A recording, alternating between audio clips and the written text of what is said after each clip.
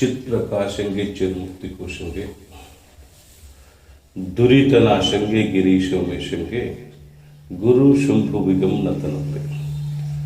ಶಿವ ಅದ್ವೈತ ಭೀಷಣರಾಗಿರುವ ಸಿದ್ಧಾರೂಢರ ವಿದ್ಯಾವಾರಿಧಿಗಳು, ವಿದ್ಯಾವಾಚಸ್ಪತಿಗಳು, ನಿಗಮಾಗಮಗಳ ಸಮನ್ವಯ ಸಾರ್ವಭೌಮ ಗೀತಾ ಸರ್ವೋತ್ತಮಾಚಾರ್ಯ ಅಭಿನವ ಸಿದ್ಧಾರೂಢರೆಂದು ಬಿರದಾಂಕಿತರಾದ ಪರಮ ಪೂಜ್ಯ ಶಟಸ್ಥಲ ಬ್ರಹ್ಮನಿಷ್ಠ ಶಂಭುಲಿಂಗಪ್ಪಾಜಿಯವರ ಪಾದಗಳಲ್ಲಿ ಕೊಡಮಟ್ಟು ದಯಾರತ್ನ ಸಾಧು ಶ್ರೀ ನಿಚ್ಚಲ್ ಭಕ್ತಿಯವರ ಬ್ರಹ್ಮನಿಷ್ಠ ಪಂಡಿತ್ ಪಿತಾಂಬಿಯವರ ಪಾದಗಳಲ್ಲಿ ಹತಮಸ್ತಕನಾಗಿ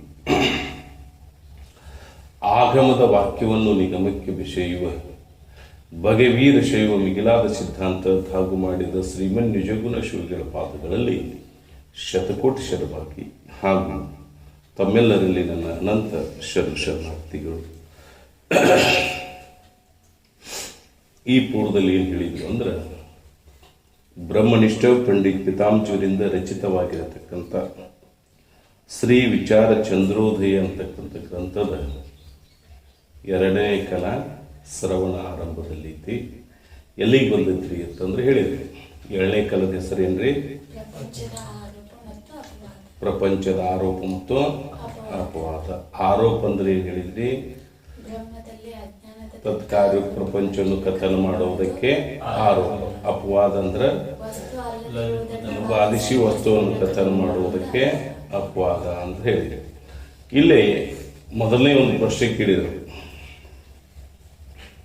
ಶುದ್ಧ ಬ್ರಹ್ಮದಲ್ಲಿ ಪ್ರಪಂಚದ ಆರೋಪ ಹೇಗಾಯಿತು? ಎಲ್ಲಿ ಹೇಳಿಬೇಕ್ರಿ? ಶುದ್ಧ ಬ್ರಹ್ಮದಲ್ಲಿ ಆ ಪ್ರಪಂಚದ ಆರೋಪ ಹೇಗಾಯಿತು ಅನ್ನೋ ಪ್ರಶ್ನೆ ಕೇಳಿದ ಮೇಲೆ ಉತ್ತರವನ್ನು ಹೇಳಿದರು. ಅನಾದಿ ಶುದ್ಧ ಬ್ರಹ್ಮದಲ್ಲಿ, ಯಾವ ಬ್ರಹ್ಮದಲ್ಲಿ ಇದು? ಅನಾದಿ ಶುದ್ಧ ಬ್ರಹ್ಮದಲ್ಲಿ ಅನಾದಿ ಕಲ್ಪಿತ ಪ್ರಕೃತಿ ಉಂಟು. ಏನೈತ್ರಿ? ಅನಾದಿ ಶುದ್ಧ ಬ್ರಹ್ಮ ಇತ್ತು, ಅದರಲ್ಲಿ ಏನೈತಿ? ಅನಾದಿ ಕಲ್ಪಿತ ಪ್ರಕೃತಿ ಉಂಟು. ಆ ಪ್ರಕೃತಿಯು ಬ್ರಹ್ಮೊಡನೆ ಸಂಬಂಧ ಹೇಳ್ಬೇಕು. ಅನಾದಿ ಕಲ್ಪಿತ ತಾಧ್ಯಾತ್ಮ ಸಂಬಂಧುಳ್ಳದ್ದಾಗಿರುತ್ತದೆ. ಎಂಥ ತಾಧ್ಯ ಸಂಬಂಧ ಇರೋದು? ಅನಾದಿ ಬರೇ ತಾಧ್ಯ ಸಂಬಂಧ ಹೇಳಿಲ್ಲ, ಕಲ್ಪಿತ ತಾಧ್ಯಾತ್ಮ. ಅದಕ್ಕೆ ಬ್ರಹ್ಮಜ ತಾಧ್ಯಾತ್ಮ ಅಂತ ಕೇಳಿದ್ದೀವಿ. ಅನಾದಿ ಕಲ್ಪಿತ ತಾಧ್ಯಾತ್ಮ ಸಂಬಂಧುಳ್ಳದ್ದಾಗಿರುತ್ತದೆ. ಆ ಪ್ರಕೃತಿ ಮಾಯಾ, ಅವಿದ್ಯಾ, ತಮ ಪ್ರಧಾನ ಪ್ರಕೃತಿ ರೂಪದಿಂದ ವಿಭಾಗಿಸಲ್ಪಟ್ಟಿತು. ಆ ಶುದ್ಧ ಸತ್ವಗುಣಯುಕ್ತವಾದದ್ದೇ, ಮಲಿನ ಸತ್ವಗುಣಯುಕ್ತವಾದದ್ದೇ ಅವಿದ್ಯೆ ಎನಿಸುವುದು. ತಮೋ ಗುಣ ಪ್ರಧಾನಕ್ಕೆ ತಮ ಪ್ರಧಾನ ಪ್ರಕೃತಿ ಅಂತ 3 ಭಾಗ ಮಾಡಿದ್ರು. ಆ ಮಾಯೆಯಲ್ಲಿ ಉಂಟಾದ ಬ್ರಹ್ಮಚೇತನ ಪ್ರತಿಬಿಂಬ ಅಧಿಷ್ಠಾನ ಬ್ರಹ್ಮ, ಮಾಯಾ ಸೈ ಸರ್ವಜ್ಞ ಜಗತ್ಕರ್ತ ಈಶ್ವರ. ಮಾಯಾ ಉಪಾಧಿಗಳ ಈಶ್ವರ. ಅವಿದ್ಯೆಯಲ್ಲಿ ಉಂಟಾದ ಬ್ರಹ್ಮಚೇತನ ಪ್ರತಿಬಿಂಬ ಅಧಿಷ್ಠಾನ ಕೂಟಸ್ಥ ಅವಿದ್ಯೆ ಸಹಿತ ಭೋಕ್ತಾಲ್ಪಜ್ಞೆ ಜೀವ. ಆ ಜೀವ ಈಶ್ವರಾದ್ರು ಏನದಾರೆ? ಅನಾದಿ ಅದಾರ, ಅನಾದಿ ಕಲ್ಪಿತದಾರ. ಅವರು ಅನಾದಿ ಅದಾರ, ಕಲ್ಪಿತ. ಕಲ್ಪಿತ ಅಂದ್ರ ತಾನಿಲ್ಲದೆ ಸ್ವಪ್ನದಂತೆ ತೋರುವುದು ಕಲ್ಪಿತವೆನಿಸುತ್ತದೆ. ಆ ಜೀವ ಈಶ್ವರಾದ್ರು ಅನಾದಿ ಕಲ್ಪಿತದಾರ. ಈಶ್ವರನ ಉಪಾಧಿಯಾದ ಮಾಯೆ ಏಕ ಮತ್ತು ಅಪೇಕ್ಷಿಕ ವ್ಯಾಪಕತ್ವವುಳ್ಳದ್ದಾಗಿದೆ. ಈಶ್ವರನಾದರೂ ವ್ಯಾಪಕತ್ವ, ನಿರಪೇಕ್ಷಿಕ ವ್ಯಾಪಕ ಅಲ್ಲ ಈಶ್ವರ. ಅಪೇಕ್ಷಿಕ, ಯಾಕೆ ಉಪಾಧಿ ಅಪೇಕ್ಷಿಕ ವ್ಯಾಪಕ ಐತೆ, ನಾವು ಅದ್ರ ಸಹಿತ ಅಪೇಕ್ಷಿಕ ವ್ಯಾಪಕತ್ವವುಳ್ಳವಗ್ಯಾನ. ಅಪೇಕ್ಷಿಕ ವ್ಯಾಪಕ ಹೇಳಿರಲ್ಲ, ಒಂದನ್ನು ಅಪೇಕ್ಷಿಸಿ ವ್ಯಾಪಕ ಇತ್ತು, ಇನ್ನೊಂದು ಪರಿಚಿನ್ನಿರ್ತಾರೆ ಅಪೇಕ್ಷಿಕ ವ್ಯಾಪಕತ್ವ.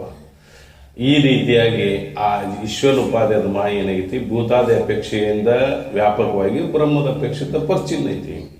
ಆದ್ದರಿಂದ ಮಾಯ ಅಪೇಕ್ಷಿಕ ವ್ಯಾಪಕತ್ವ ಉಳ್ಳದ್ದಾಗಿರುವುದರಿಂದ ಈಶ್ವರನಾದರೂ ಅಪೇಕ್ಷಿಕ ವ್ಯಾಪಕತ್ವ ಉಳ್ಳವನಿರುತ್ತಾನೆ. ಅಪೇಕ್ಷಿಕ ವ್ಯಾಪಕತ್ವ ಈಶ್ವರ.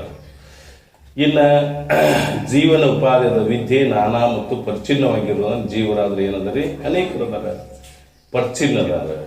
ಅಂದ್ರೆ ಉನ್ನಗತಿ ವ್ಯಾಪಕ ಅಲ್ಲ, ಅಪೇಕ್ಷಿಕ ವ್ಯಾಪಕ. ನಾವು ಹಂಗ ವ್ಯಾಪಕ ಇಲ್ಲ. ಯಾಕೆ? ಅಂತಃಕರಣ ಮತ್ತು ಅವಿದ್ಯೆ ಉಪಾಧಿಗಳು ಪರಿಚಿನ್ನ ಅದರ ಜೀವನಲ್ಲೇ ಅನೇಕ ಹೇಳ್ತೀವಿ. ಈಶ್ವರ ಒಬ್ಬ ಇದ್ದ, ಜೀವನಲ್ಲೇ ಅನೇಕ ಹೇಳ್ತೀವಿ.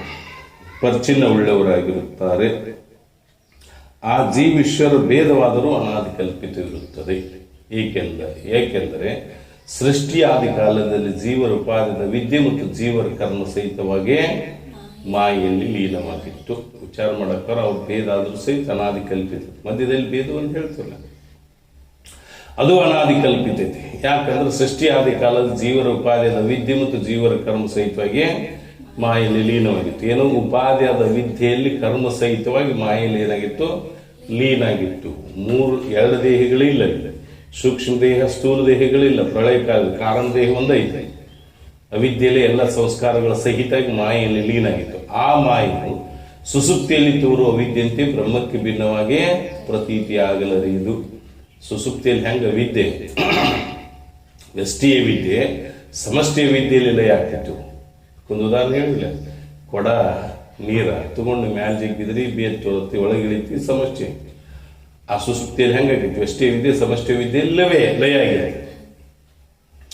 ಆ ರೀತಿಯಲ್ಲಿ ಸುಸುಪ್ತಿಯಲ್ಲಿ ತೋರುವ ವಿದ್ಯೆಯಂತೆ ಬ್ರಹ್ಮಕ್ಕೆ ಭಿನ್ನವಾಗಿಯೇ ಪ್ರತೀತಿ ಆಗಲರಿದು. ಆದ್ದರಿಂದ ಸೃಷ್ಟಿ ಆದಿ ಕಾಲದಲ್ಲಿ ಜೀವನ ಪರಿಪಕ್ವಾದ ಕರ್ಮ ರೂಪದ ನಿಮಿತ್ತ, ಸೃಷ್ಟಿ ಆದಿ ಅಂದಾಗ ಆರಂಭ ಕಾಲದಲ್ಲಿ, ಆದಿ ಶಬ್ದಕ್ಕಿಲ್ಲಿ ಸೃಷ್ಟಿ ಆರಂಭ ಕಾಲದಲ್ಲಿ ಜೀವನ ಪರಿಪಕ್ವಾದ ಕರ್ಮ ರೂಪದ ನಿಮಿತ್ತ ಕರ್ಮಗಳಿದ್ದು ಆ ಮಾಯೆಯಲ್ಲಿ, ಆ ಉಪಾಧಿಯಾದ ವಿದ್ಯೆ ಸಹಿತ ಕರ್ಮದ ಮಾಯೆಯಲ್ಲಿದ್ದಾಗ ಮಾಯೆ ಕರ್ಮಗಳ ಫಲ ಕೊಡಕ್ಕೆ ಬರೋಣ ಏನಂದ್ರೆ ಆಪ್ತ ಕಾಮ ಏಕೋಂ ಬಹುಶಃ ತಾನೊಬ್ಬನೇ ಬಹುರೂಪನಾಗಬೇಕೆಂದು ಇಚ್ಛೆ ಆಯಿತು. ಯಾರಿಗ್ರಿ? ಆ ಬ್ರಹ್ಮಗ ಈಶ್ವರಗ ತಾನೊಬ್ಬನೇ ಬಹುರೂಪನಾಗಬೇಕೆಂದು ಇಚ್ಛೆ ಇದೆ. ಆ ಇಚ್ಛೆಯಿಂದ, ಇಚ್ಛೆ ಯಾಕೆ ಹೇಳಿ ನಾನು ಇಚ್ಛೆ ಹೇಳ ಕರ್ಮಾನುಸಾರವಾಗಿ ಇಚ್ಛೆ ಆಗಿರ್ತೀವನ ಅವನಲ್ಲಿ ಸ್ವತಂತ್ರ ಇಚ್ಛೆ ಹೇಳಕ್ಕೆ ಬರುವುದು. ಆ ಇಚ್ಛೆಯಿಂದ ಬ್ರಹ್ಮಕ್ಕೆ ಉಪಾಧಿಯಾದ ಮಾಯಲ್ಲಿ ವಿಕ್ಷೇಪ ರೂಪ ಕಾರ್ಯನ ಉಂಟು. ಯಾವಾಗ ಇಚ್ಛೆ ಆಯ್ತು ಅವಾಗೇನಾದ್ರೆ ನಾವೆಲ್ಲ ಮಾಡ್ಬೇಕು ಕೆಲಸ, ಏನಾರ ಮಾಡೋದು. ಈಶ್ವರ ಮಾಡೋವಲ್ಲ, ಬರೀ ಇಚ್ಛಾ ಮಾಡಿದ್ರೆ ಕಾರ್ಯ. ಆ ಇಚ್ಛೆಯಿಂದ ಬ್ರಹ್ಮಕ್ಕೆ ಉಪಾಧಿಯಾದ ಮಾಯೆಯಲ್ಲಿ ಬ್ರಹ್ಮಕ್ಕೆ ಉಪಾಧಿ ಮಾಯೆ ಹೇಳಿದ್ರು. ಆ ಮಾಯೆಯಲ್ಲಿ ಕಾರ್ಯೋನ್ಮುಖ ಉಂಟಾಗಿ ಆ ಮಾಯನ ಉತ್ಪತ್ತಿ ಆಗಕ್ಕೆ ಪ್ರಾರಂಭ. ಕಾರ್ಯೋನ್ಮುಖ ಅಂದ್ರ ಉತ್ಪತ್ತಿ ಆರಂಭಕ್ಕೆ ಕಾರ್ಯೋನ್ಮುಖ. ಅದ ವಿವೇಕ ಚಿಂತಾಮಣಿ ಶ್ರೀಮನ್ ನಿಜಗುರು ಹೇಳ್ತಾರೆ, ಪೂರ್ವದಂತಿರದಿ ಉದ್ಬೀಜದ ಆವಸ್ಥನೆಯವ ಬೀಜದಂತೆ. ಪೂರ್ವದಲ್ಲಿ ಇರುವುದಿಲ್ಲ ಬೀಜ, ನೀವು ಬಿತ್ತಿದ್ರೆ ಅಂದ್ರೆ ಮರುದಿವ್ಸ ಹೊತ್ಕೊಳ್ಳಿ ಆಗುತ್ತೆ. ಪೂರ್ವದಲ್ಲಿ ಇರುವುದಿಲ್ಲ, ಇನ್ನು ಮೊಳಕಿನೂ ಒಡೆದಿಲ್ಲ. ಹಂಗೆ ಆರಂಭ ಆಗ್ತದ್ರಿ ಸೃಷ್ಟಿ. ಬ್ರಹ್ಮಕ್ಕೆ ಉಪಾಧಿಯಾದ ಮಾಯಲ್ಲಿ ವಿಕ್ಷೇಪ ರೂಪ ಕಾರ್ಯೋನ್ಮುಖ ಉಂಟಾಗಿ ಕ್ರಮದಿಂದ, ಕ್ರಮ ಹೇಳ್ಬೇಕಲ್ಲ, ಒಂದಾದ ಎರಡು ಹಿಂಗೆ ಕಾಲಕ್ಕೆ ಹೇಳುವಂಗಿಲ್ಲ. ಕ್ರಮದಿಂದ ಆಕಾಶ ವಾಯು ಜಲ ಪೃಥ್ವಿ ಉಂಟಾದಲ್ಲ. ಆಕಾಶ ವಾಯು ಅಗ್ನಿ ಜಲ ಪೃಥ್ವಿ. ಆಕಾಶ ನಂತರ ವಾಯು, ವಾಯು ನಂತರ ಅಗ್ನಿ, ಅಗ್ನಿ ನಂತರ ಜಲ, ಜಲ ನಂತರ ಪೃಥ್ವಿ. ಕ್ರಮದಿಂದ ಏನ್ ಮಾಡಿದ್ರಿ, ಈಶ್ವರ ಇಚ್ಛಾನುಸಾರವಾಗಿ ಪಂಚಮಹಾಭೂತಗಳು ಉತ್ಪತ್ತಿಯಾದವು. ಇಲ್ಲಿ ಬಂದಿತ್ತು. ಇನ್ನು ಆ ಪಂಚಮಹಾಭೂತಗಳನ್ನು ಪಂಚೀಕರಿಸದೇ ಇರುವುದರಿಂದ ಸಮಷ್ಟಿ ವ್ಯಷ್ಟಿ ರೂಪ ಸೂಕ್ಷ್ಮ ಸೃಷ್ಟಿ ಉತ್ಪತ್ತಿಯಾಯಿತು. ಸೂಕ್ಷ್ಮ ಅಂತ ಅನ್ಬೇಕ್ರಿ, ಇಂದ್ರಿಯ ಗೋಚರವಾದದ್ದು ಸೂಕ್ಷ್ಮ. ಸ್ಥೂಲ ಅಂದ್ರೆ ಇಂದ್ರಿಯ ಗೋಚರವಾದದ್ದು ಸ್ಥೂಲ. ಈ ಭೂತಗಳು ಏನಾಗಿದೆ ಅಂದ್ರೆ ಸೂಕ್ಷ್ಮ ಭೂತಗಳು. ಈಶ್ವರ ಇಚ್ಛಾನುಸಾರ ಏನು ಉತ್ಪತ್ತಿ ಆದಲ್ಲ ಇವು ಸೂಕ್ಷ್ಮ ಭೂತಗಳು. ಸೂಕ್ಷ್ಮ ಅಂದ್ರೆ ಇಂದ್ರಿಯ ಗೋಚರವಾದ. ಇವಕ್ಕೆ ಏನಂತಾರೆ ಅವರು? ತನ್ಮಾತ್ರೆಗಳು. ನಿಜುಕ್ಷಗಳು ಮತ್ತು ತನ್ಮಾತ್ರೆ ಶಬ್ದಕ್ಕೆ ಅರ್ಥ ಬೇರೆ ಮಾಡ್ತಾರೆ. ಇಲ್ಲಿ ಏನ್ ಹೇಳ್ತಾರೆ ಪಂಡಿತ ಮುಂದೆ ಹೇಳೋದು, ಈ ಸೂಕ್ಷ್ಮ ಭೂತಗಳಿಗೆ ಏನನ್ಬೇಕ್ರೆ? ತನ್ಮಾತ್ರೆಗಳು. ಇವು ಸೂಕ್ಷ್ಮ ಇದ್ದು ಈ ಸೂಕ್ಷ್ಮ ಭೂತಗಳಿಂದ ಸೂಕ್ಷ್ಮ ಸೃಷ್ಟಿ ಉತ್ಪತ್ತಿ ಮಾಡಿದ ಈಶ್ವರ. ಸೂಕ್ಷ್ಮ ಸೃಷ್ಟಿ ಯಾವುದು? ಸ್ಥೂಲ ಸೃಷ್ಟಿ ಯಾವುದು? ಸೂಕ್ಷ್ಮ ಸೃಷ್ಟಿ ಯಾವುದು? ವ್ಯಷ್ಟಿ ಸ್ಥೂಲ ದೇಹಗಳು. ಜೀವನ ಸ್ಥೂಲ ದೇಹ, ಈಶ್ವರ ಸ್ಥೂಲ ದೇಹ, ಸ್ಥೂಲ ಸೃಷ್ಟಿ. ಅವರು ಇವರು ಸೂಕ್ಷ್ಮ ಶರೀರಗಳು, ಸೂಕ್ಷ್ಮ ಸೃಷ್ಟಿ. ಜೀವನ ಸೂಕ್ಷ್ಮ ಶರೀರ, ಈಶ್ವರ ಸೂಕ್ಷ್ಮ ಸೂಕ್ಷ್ಮ ಸೃಷ್ಟಿ.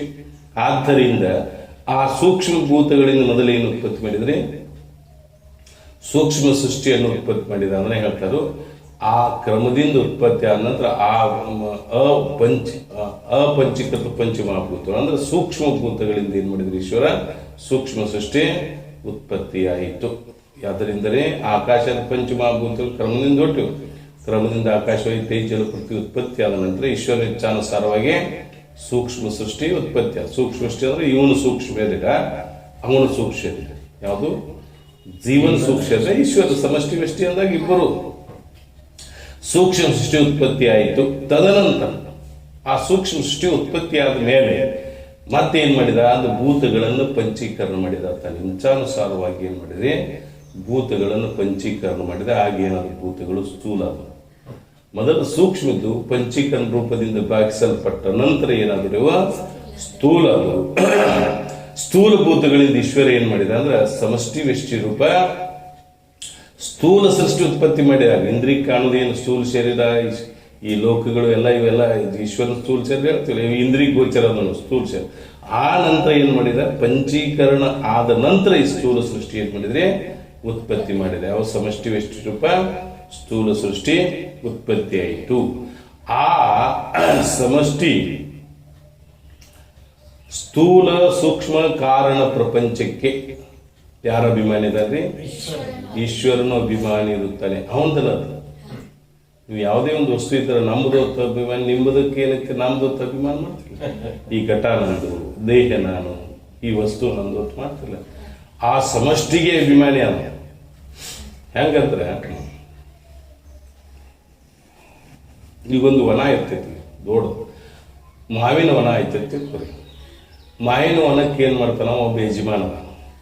ಅವ ಯಜಮಾನ ಏನ್ ಮಾಡ್ತಾನ, ಇದು ವನ ನಂದತ್ತ. ಆ ಮಾವಿನ ವನದಾಗ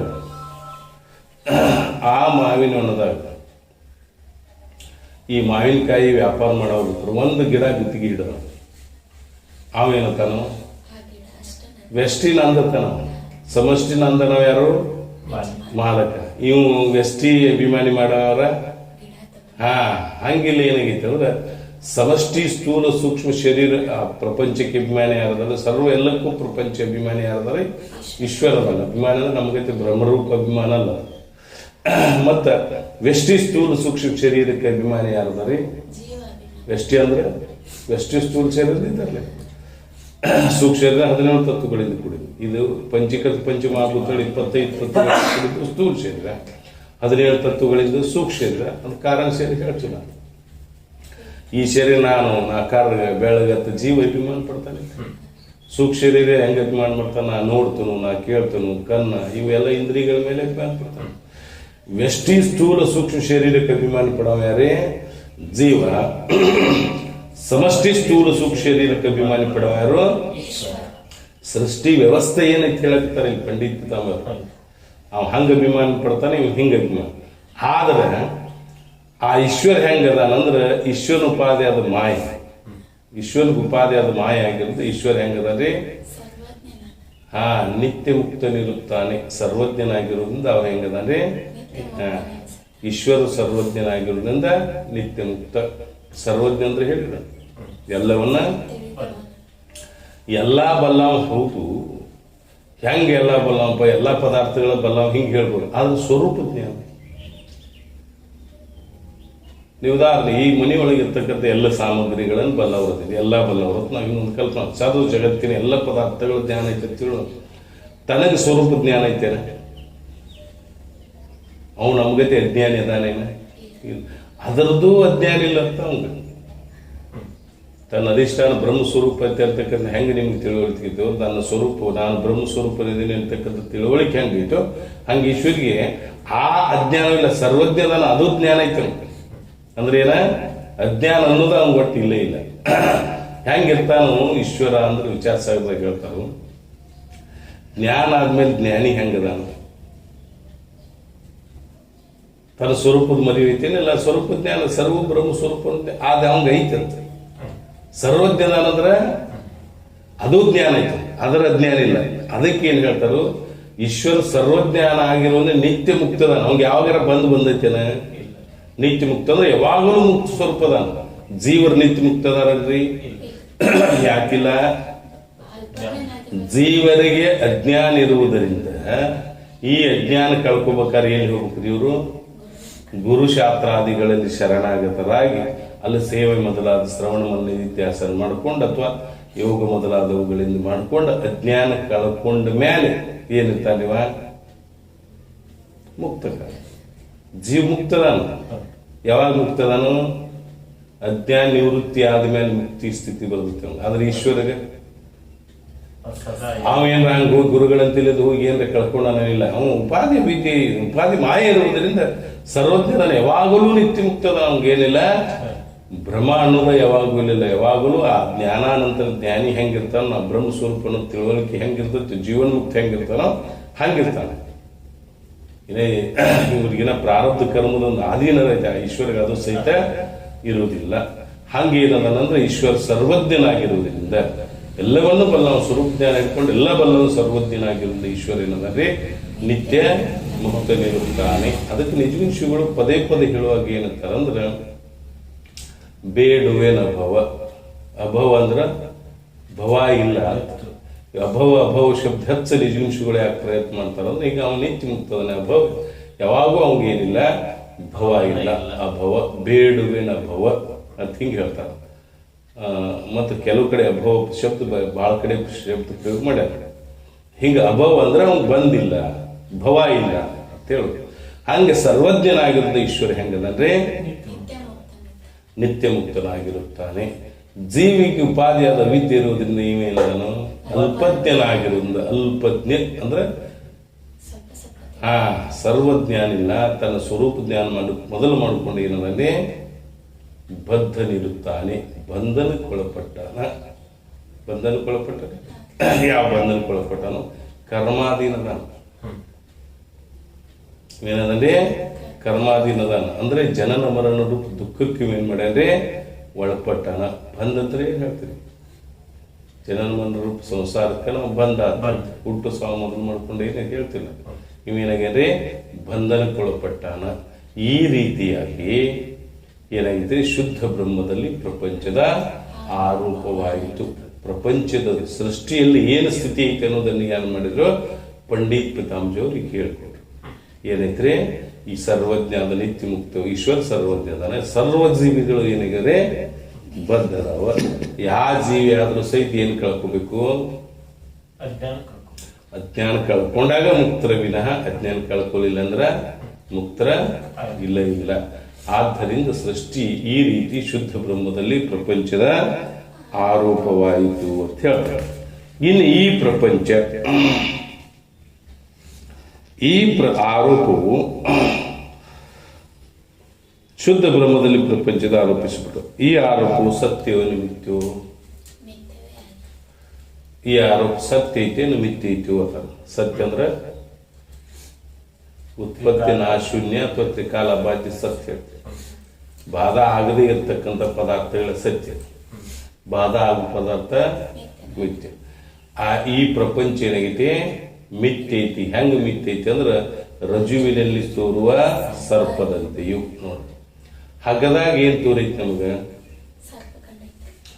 ಸರ್ಪ ತೋರೈತಿ. ಸರ್ಪ ಸತ್ಯ ಐತಿ ಏನು ಮಿಥ್ಯ ಐತೋ? ಹಗ್ಗ ಏನಾಗೈತ್ರಿ ಸತ್ಯ, ಅದು ಸಂಸಾರ ದೇಶ ಸತ್ಯ. ಹಗ್ಗ ಸತ್ಯ ಐತಿ, ಸರ್ಪ ಮಿಥ್ಯ ಆಕೈತಿ. ಅದಕ್ಕೆ ಬಾಧ ಆಕೈತಿ, ಮಿಥ್ಯ ಅದಕ್ಕೆ ಯಾವ್ದು ಬಾಧ ಸಿಗುತ್ತೈತೋ ಅಥವಾ ಜ್ಞಾನದಿಂದ ನಿವೃತ್ತಿ ಆಕೈತಿ ಅದಕ್ಕೆ ಮಿಥ್ಯ ಐತಿ. ಮತ್ತು ತ್ರಿಕಾಲ ನಿಷೇಧನವಾಗಿರೋದು ಮಿಥ್ಯ. ಬ್ರಹ್ಮಜ್ಞಾನದಿಂದ ಪೂಪುದು ಮಿಥ್ಯ.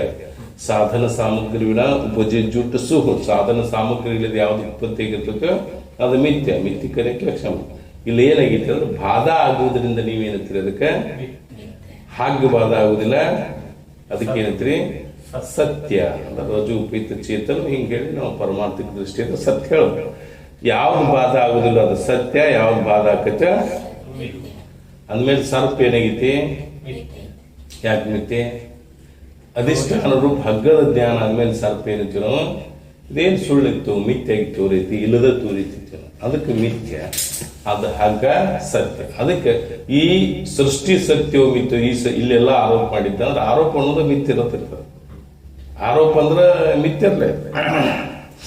ಅದಕ್ಕೆ ಇಲ್ಲಿ ಏನ್ ಹೇಳ್ತಾರೆ ಅಂದ್ರೆ ಆರೋಪ ಮಿಥ್ಯ ಐತಿ. ಹೆಂಗ ಅಂದ್ರೆ ದೃಷ್ಟಾಂತ ಕೊಟ್ರು. ರಜುವಿನಲ್ಲಿ ತೋರುವ ಸಾಕ್ಷಿಯಲ್ಲಿ ತೋರುವ ಸ್ವಪ್ನದಂತೆಯು. ಸಾಕ್ಷಿ ಸ್ವಪ್ನ ಎಲ್ಲಿ ಕಂಡೈತಿ ನಿಮಗೆ? ಸ್ವಪ್ನ ನಿಮ್ಗೆ ಹೊರಗೆ ಕಂಡೈತೋ ಒಳಗೆ ಕಂಡೈತೋ? ಸ್ವಪ್ನ ನಿಮ್ಗೆ ಗಂಟೆ ಕಾಣಿಸ್ತೈತೋ ಮತ್ತೊಬ್ರಿಗೆ ಕಾಣಿಸ್ತೈತೋ? ಮತ್ತೊಬ್ರಿಗೆ ಯಾಕೆ ಕಾಣೋದಿಲ್ಲ? ನಿನ್ನ ಒಳಗ ಸಾಕ್ಷಿಯಲ್ಲಿ ಉತ್ಪತ್ತಿ ಆಗಿತ್ತು ಸ್ವಪ್ನ ಅಂತ ಕಣ ಉಪಯೋಗಿಸ್ತೈತನ ಸಾಕ್ಷಿ ಇರುತ್ತೆ. ಜೀವ ಸಾಕ್ಷಿ ಕೂಟಸ್ಥಾತ್ಮ ಪರ್ಯಾಯ ಶಬ್ದಗಳಲ್ಲಿ ಹೇಳಿ ನೋಡಿ. ಅಲ್ಲಿ ಯಾಕಂದ್ರೆ ಸಾಕ್ಷಿಯಲ್ಲೇ ಏನು ಉತ್ಪತ್ತಿ ಆಗೈತ್ರಿ? ಸ್ವಪ್ನ ಉತ್ಪತ್ತಿ ಆಗೈತಿ. ತನ್ನ ಅಂತಃಕರಣ ಉತ್ಪತ್ತಿ ಚೇತನದಲ್ಲಿ ಸ್ವಪ್ನ ಹೇಳ್ತೀವಿ. ಆ ಸ್ವಪ್ನ ಸತ್ಯ ಐತಿ ಮಿಥ್ಯ ಐತಿ ಅಂದ್ರೆ ಯಾಕೆ ಮಿಥ್ಯ? ನೀವು ಸ್ವಪ್ನ ನೋಡುವಾಗ ವ್ಯವಹಾರಿಕ ಜಗತ್ತಿನಕ್ಕಿಂತಲೂ ಬಹಳ ದೃಢವಾಗಿ ಅದು ಸತ್ಯದ ಭಾವ. ಅಲ್ಲೇ ಯಾವ್ದಾರ ಪದಾರ್ಥ ಸಿಗ್ತಾನ ಅಂತಾನು, ಯಾವ್ದಾರ ಪದಾರ್ಥ ಅಥವಾ ಹಿಂಗ್ ಲುಕ್ಷ ಹೇಳ್ತಾನೆ. ಆದ್ರೆ ಆಗ ನೋಡುವಾಗ ಏನ್ ಭಾವ ಐತಿ? ಸತ್ಯತ್ವ ಭಾವ ಐತಿ. ಹೆಂಗ ವ್ಯವಹಾರಿಕ ಪ್ರಪಂಚ ಹೆಂಗ್ ಸತ್ಯ ತಿಳ್ಕೊಳ್ಳೋಣ, ಹಂಗ ಅದು ವ್ಯವಹಾರಿಕ ಪ್ರಪಂಚ ತಿಳಿದು ಏನ್ ಮಾಡ್ಯಾನ್ರಿ? ಸತ್ಯತ್ವ ಭಾವ ಐತಿ. ಅದು ಮಿಥ್ಯತ್ವ ಯಾವಾಗ ನಿತ್ಯ ಆಕೈತಿ ನಮ್ಗೆ? ಯಾವಾಗ ಜಾಗ್ರ ಅವಸ್ಥೆ ಅಥವಾ ಸ್ವಪ್ನ ಏನೈತ್ರಿ? ಮಿಥ್ಯ ಐತಿ, ಸುಳ್ಳು ಐತಿ ಅಂತ. ಹೌದಿಲ್ಲ? ಕರಿ ಅತ್ತಾನ ಇಲ್ಲ, ತೋರಿತ್ತು ಅದು ಮಿಥ್ಯತ್ವ ನಿಶ್ಚಯ ಅಥವಾ ಬಾಧ ಆಕೈತಿ. ಹಂಗ ಸಾಕ್ಷಿಯಲ್ಲಿ ತೋರುವ, ದರ್ಪಣದಲ್ಲಿ ತೋರುವ ನಗರದಂತೀವಿ. ಕನ್ನಡಿ ಒಳಗ ಏನ್ ತೋರುತ್ತೆ ನಮಗೆ? ಇಡೀ ಊರ ಕಾಣಿಸುತ್ತದೆ. ಕನ್ನಡಿ ಹಿಡಿದು ನೀವು ಎಲ್ಲರೂ ಊರು ಬಿಟ್ಟು ದೂರ ಹೋಗಿ ಅದು ಗುಡ್ಡದ ಮೇಲೆ ಎಲ್ಲ ನಿಂತ್ರ ಇಡೀ ಊರ ಕನ್ನಡಿ ಒಳಗೆ ಕಾಣ. ಕನ್ನಡಿ ಒಳಗೆ ಕಾಣುವ ಊರು ಸತ್ಯ ಐತೋ ಇಲ್ಲ ಮಿಥ್ಯ ಐತೋ? ಅದು ಬಿಂಬ ಪ್ರತಿಬಿಂಬಾದಿ ಪ್ರಕಾರ ಹೇಳಿದ್ರೆ ನಾವು ಸತ್ಯ ತಾನು. ವಿವರಣಕಾರ ರೀತಿ ಹೇಳುದು ಪ್ರತಿಬಿಂಬ ಸತ್ಯ ತಾನು. ಇಲ್ಲಿ ಆಭಾಸವಾದ ಪ್ರಕಾರ ಹೇಳುದು ಇದು ಮಿಥ್ಯ. ಕನ್ನಡಿ ಒಳಗೆ ಏನಾಗೈತ್ರಿ? ಮಿಥ್ಯ. ಯಾಕೆ ಊರು ಮಿಥ್ಯ ಐತ್ರಿ? ಈ ಊರು ಕರೆನೋ ಆ ಊರು ಕರೆನೋ ಅಂದ್ರೆ ಕರೆ ಇದ್ದದ್ದು ಅದು, ಇದಿದ್ದದ್ದು ಮಿಥ್ಯ. ಇದೇನಾಗೈತೆ? ಪ್ರತಿಬಿಂಬ ರೂಪ ತೋದು. ಪ್ರತಿಬಿಂಬ ಏನಿರ್ತೈತೆ? ಮಿಥ್ಯತತಿ. ಆದ್ದರಿಂದ ಹಂಗಿಲ್ಲಿ ಚಿದಾಭಾಸ ರೂಪ ಬ್ರಹ್ಮಚೇತನ ಪ್ರತಿಬಿಂಬ ರೂಪ ಚಿದಾಭಾಸ ಅಂತ ಕಣಂದ್ರೆ ಚಿದಾಭಾಸ ಸಹಿತ ಸರ್ವ ಪ್ರಪಂಚವು ಸಹಿತ ಏನಾಗಿದ್ರೆ ಇಲ್ಲಿ ಮಿಥ್ಯ ಐತಿ. ಅದಕ್ಕೆ ಆರೋಪ ಸತ್ಯ ಐತೋ ಮಿಥ್ಯ ಐತೋ? ಸತ್ಯ ಅಲ್ಲ. ಸತ್ಯ ತರ ಬಾಧ ಆಗ್ತಿದ್ದಿಲ್ಲ. ತ್ರಿಕಾಲ ಯಾವಾಗ ಬಾಧ ಆಗ್ಲಿ ಅಂತ ಸತ್ಯ ಇತ್ತಿದ್ದೀವಿ. ಇದು ಬಾಧ ಆಕತಿ ಅಂದ್ಮೇಲೆ ಏನೈತಿ? ಸರ್ವ ಪ್ರಪಂಚ ಮಿಥ್ಯ ಐತಿ. ಯಾವಾಗ ಮಿಥ್ಯ ಐತ್ರಿ? ಯಾವಾಗಲೂ ಮಿಥ್ಯ ಐತಿ. ನಿಮಗ್ ಭ್ರಾಂತಿಯಿಂದ ಸತ್ಯ ಐತಿವರಿತೀವಿನ ಈ ಪ್ರಪಂಚ ಏನೈತ್ರಿ? ಯಾವಾಗಲೂ ಮಿಥ್ಯ ಐತಿ. ಹೇಗೆಂದರೆ ಕೊಟ್ಟರು, ರಜುವಿನಲ್ಲಿ ತೋರುವ ಸರ್ಪದಂತೆಯೂ, ಸಾಕ್ಷಿಯಲ್ಲಿ ತೋರುವ ಸ್ವಪ್ನದಂತೆಯೂ, ದರ್ಪಣದಲ್ಲಿ ತೋರುವ ನಗರದಂತೆಯೂ ಮಿಥ್ಯವಾಗಿರುತ್ತದೆ. ಹೌದು. ಈ ಪ್ರಪಂಚದ ಆರೋಪ ಎದರಿಂದ ಆಗೋತ? ಹೌದಿಲ್ಲ? ಈ ಪ್ರಪಂಚದ ಆರೋಪ ಯಾವುದರಿಂದ ಉಂಟಾಗಿರುತ್ತದೆ? ನೋಡ್ರಿ, ನಮಗ್ ಹಗ್ಗದಲ್ಲಿ ಹಾವಿನ ಆರೋಪ ಆಗೈತಿ. ಎಲ್ಲಾಗೈತ್ರಿ? ಅಥವಾ ಮೋಟ್ ಮರದ ಕಳ್ಳನ ಆರೋಪ ಆಗೈತಿ. ಈ ಮೋಟ್ ಮರದ ಕಳ್ಳ ಅಥವಾ ರಜುವಿನ ಸರ್ಪದ ಆರೋಪ ಆಗೈತಿ ಅಂದ್ರೆ ಎದರಿಂದ ಆಗೈತಿ? ಯಾವ ಜ್ಞಾನ? ಹಗ್ಗದ ಅಜ್ಞಾನವಿರುವುದರಿಂದ ಏನಾಗೈತ್ರಿ? ಅಲ್ಲಿರುವ ವಿದ್ಯೆನ ತೂಲಾವಿದ್ಯೆ. ಎಲ್ಲ ವಸ್ತುಗಳಲ್ಲಿ ಹೇಳ್ತಾರೆ ಪಂಡಿತ. ಇವ್ರು ತೂಲಾವಿದ್ಯೆ ಮೂಲಾವಿದ್ಯೆ ಎರಡು ಹೋಗ್ತಾರೆ. ಇಲ್ಲಿ ಹಗ್ಗದಲ್ಲಿರ್ತಕ್ಕಂಥ ಅವಿದ್ಯೆ ಯಾವಾಗ ತಿರಸ್ಕಾರ ಆಗ್ಲಿಲ್ಲ, ನಿಮ್ಮ ದೃಷ್ಟಿ ಹೋಗಿ ಅಲ್ಲಿ ಮುಟ್ಟಿದ ಮೇಲೆ, ವೃತ್ತಿ ಹೋಗಿ ಮುಟ್ಟಿದ ಮೇಲೆ ಆ ವಿದ್ಯೆ ಏನಾದ್ರಿ? ಸರ್ಪ ಮತ್ತು ಸರ್ಪ ಜ್ಞಾನ ಆಗಿ ಆರೋಪ ಆಗ್ತದೆ. ಯಾವಾಗ? ಅಲ್ಲೇ ರಜುವಿನಲ್ಲೇ ಸರ್ಪದ ಭ್ರಮ ಆಗುವ. ಸರ್ಪಜ್ಞಾನ ಎದರಿಂದ ಅಂದ್ರೆ ರಜು ಉಪಯುಕ್ತ ಚೇತನದಲ್ಲಿರತಕ್ಕಂಥ ಅವಿದ್ಯೆಯಿಂದ ಉಂಟಾಗಿ. ಇದು ಎದರಿಂದ ಉಂಟಾಗೈತಿ? ಸರ್ಪಜ್ಞಾನ ಅಂದ್ರೆ ರಜು ಉಪಯುಕ್ತ ಚೇತನದ ಅವಿದ್ಯೆಯಿಂದ ಹುಟ್ಟಾಗುತ್ತೆ. ಇವು ಕಾರಣ ಏನಂದಂಗಾತ್ರಿ? ಅವಿದ್ಯೆನ ಕಾರಣ. ಹಂಗೆ ಇಲ್ಲಿ ಯಾವ್ದು ಸಹಿತ ಬ್ರಹ್ಮದ ಆಶ್ರಯದಲ್ಲಿರ್ತಕ್ಕಂಥ ಮೂಲಾವಿದ್ಯೆ, ಬ್ರಹ್ಮದ ಆಶ್ರಯದಲ್ಲಿರ್ತಕ್ಕಂಥ ಆತ್ಮನ ಆಶ್ರಯದಲ್ಲಿರ್ತಕ್ಕಂಥ ಮೂಲಾವಿದ್ಯೆ, ಅದು ಜ್ಞಾನ ಇಲ್ಲ ನಮ್ಗೆ. ಅಜ್ಞಾನ. ಹಗ್ಗ ಜ್ಞಾನ ಇದ್ರೆ ಭ್ರಮ ಹಾಕಿತ್ರಿ ಇಲ್ಲ. ಅದೇ ರೀತಿಯಾಗಿ ಬ್ರಹ್ಮಜ್ಞಾನ ಅಥವಾ ಆತ್ಮಜ್ಞಾನ ಇದ್ರೆ ನಮಗೆ ಭ್ರಮ ಹಾಕಿತ್ತಾರೆ. ಅದರ ಅಜ್ಞಾನ ಐತಿ. ಆತ್ಮನ ಆಶ್ರಯದಲ್ಲಿ ಮೂಲ ಅವಿದ್ಯೆ, ಬ್ರಹ್ಮದ ಆಶ್ರಯದ ಮೂಲ ಅವಿದ್ಯೆನ, ಆ ಅವಿದ್ಯೆನ ಏನಾಗಿ ತೋರಿತ್ರಿ? ಸರ್ವ ಜಗತ್ತಾಗಿ ಪ್ರತೀತಿಯಾಗೈತಿ. ಆ ಬ್ರಹ್ಮಕ್ಕೆ ಉಪಾದಾನ ಮಾಯಲ್ಲಿ ಚಾಲು ಮಾಡಿರಲ್ಲ, ಜಗತ್ತಿನ ಉತ್ಪತ್ತಿ ಹೇಳ್ತಾರೆ ಆರೋಪ. ಆ ಅವಿದ್ಯೆನ ಏನಾಗೈತಿ? ಆರೋಪ ಕಾರಣ ಐತಿ. ಅವಿದ್ಯೆ ಇರ್ಲಿಲ್ಲ ಅಂದ್ರೆ, ಅದು ಮಾಯ ಅಥವಾ ಅವಿದ್ಯೆ ಇರ್ಲಿಲ್ಲ ಅಂದ್ರೆ ಜಗತ್ತಿನ ಆರೋಪ ಹಾಕಿದ್ದಿಲ್ಲ. ಆದ್ರೆ ಆತ್ಮ ಮತ್ತು ಬ್ರಹ್ಮನ ಅಜ್ಞಾನದಿಂದಲೇ ಈ ಜಗತ್ತಿನ ಆರೋಪ ಉಂಟಾಗೈತಿ. ಎದರಿಂದ ಉಂಟಾಗೈತ್ರಿ? ಅಜ್ಞಾನದಿಂದ. ಅಜ್ಞಾನ ಎದಕ್ಕೈತ್ರಿ? ಅವಿದ್ಯೆ ಅಥವಾ ವಿದ್ಯೆಯಿಂದ. ಅದಕ್ಕೆ ಏನನ್ಬೇಕ್ರಿ?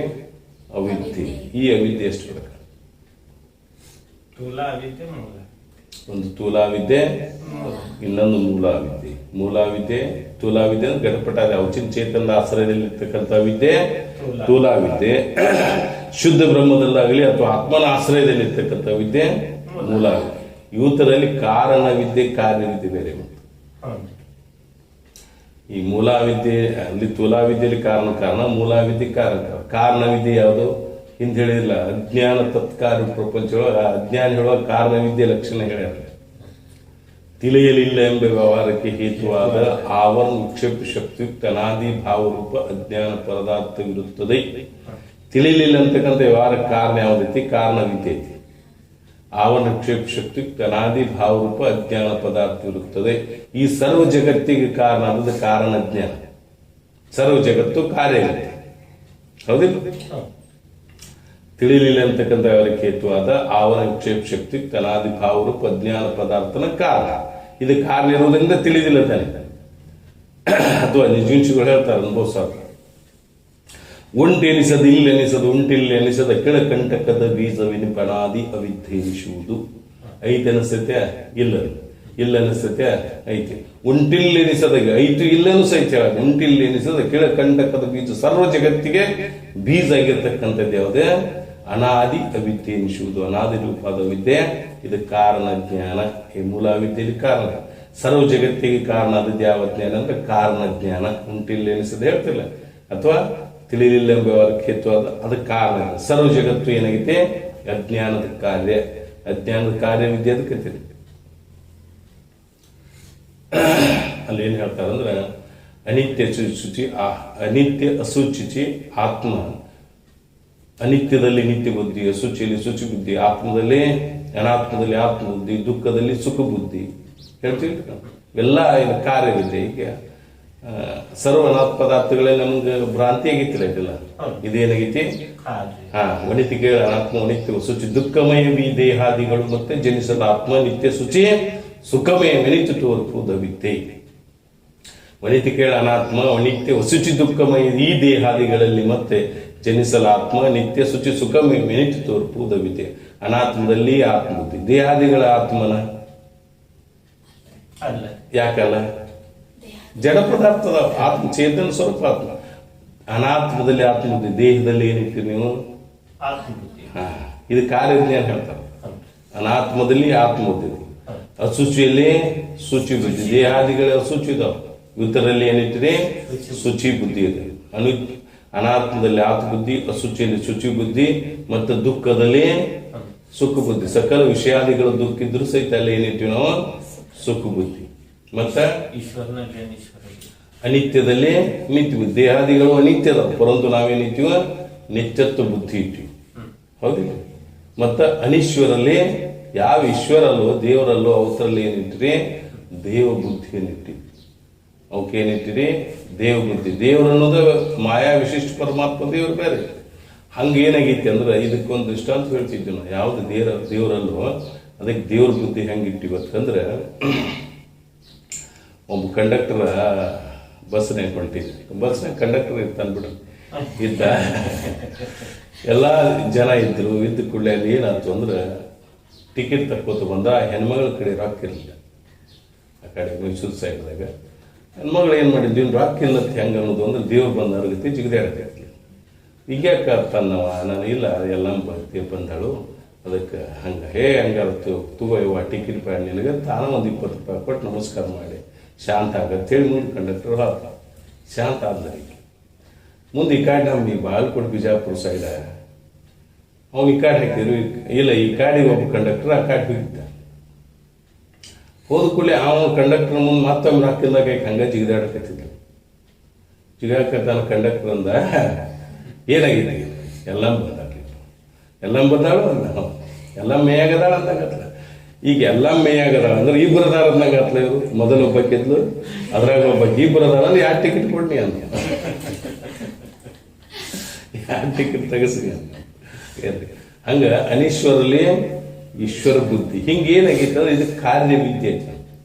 ಅನಿತ್ಯ ಕೇಳ ಅನಾತ್ಮ ನಿತ್ಯ ಶುಚಿ ದುಃಖಮಯಿ ದೇಹಾದಿಗಳಂತೆ ಜನಿಸಲ ಆತ್ಮ ನಿತ್ಯ ಶುಚಿ ಸುಖಮಯಿ ವೆನಿತು ತೋರ್ಪುವುದು ವಿದ್ಯೆ. ಹಿಂಗೆ ಏನಾಗೈತ್ರಿ ಅಂದ್ರೆ ಈ ಸರ್ವ ಜಗತ್ತಿಗೆ ಈ ಆರೋಪಕ್ಕೆ ಕಾರಣ ಯಾವುದು ಅಂದ್ರೆ ಕಾರಣವಿದ್ಯೆ. ಆರೋಪನ ಕಾರ್ಯ ಅಲ್ಲ ಇದೆ, ಅವಿದ್ಯೆ ಕಾರ್ಯನ ಆರೋಪ. ಇದು ಹಿಂದಿದ್ದದ ಕಾರಣವಿದ್ಯೆ ಯಾವ್ದು ಹೇಳ್ತೀರಿ?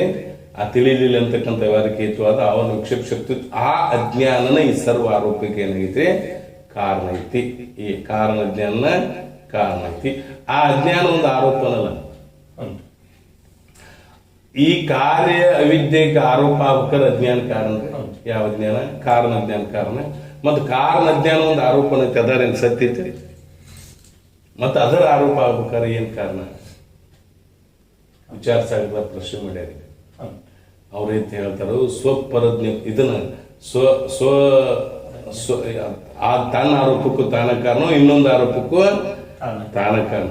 ಸ್ವಪರ ನಿರ್ವಾಹಕ ತಂದಕ್ಕೂ ತಾನ ಕಾರಣ, ಅನ್ಯದಕ್ಕೂ ತಾನ ಕಾರಣ ಅಂತ ಹಿಂಗೆ ಪ್ರಶ್ನೆ ಮಾಡ್ತಾರೆ. ಇರಲಿ, ಈ ರೀತಿಯಾಗಿ ಏನೈತಿ? ಸರ್ವ ಜಗತ್ತಿನ ಆರೋಪ ಕಾರಣ ಯಾವುದೇ? ಅಜ್ಞಾನ. ಮೂಲ ಅವಿದ್ಯೆ, ಮೂಲ ಕಾರಣ ವಿದ್ಯೆನ ಸರ್ವ ಜಗತ್ತಿಗೆ ಆರೋಪಕ್ಕ ಕಾರಣ ಐತಿ. ನಂತರ ಮುಂದೆ ಪ್ರಶ್ನೆ ಏನ್ ಕೇಳ್ತಾರೆ ಇವರು?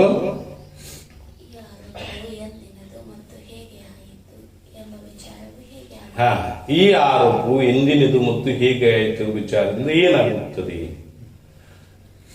ಈ ಆರೋಪ ಎಂದಾಗೈತಿ? ಎಲ್ಲಿದ ಸೃಷ್ಟಿ ಉತ್ಪತ್ತಿ ಆಯ್ತು?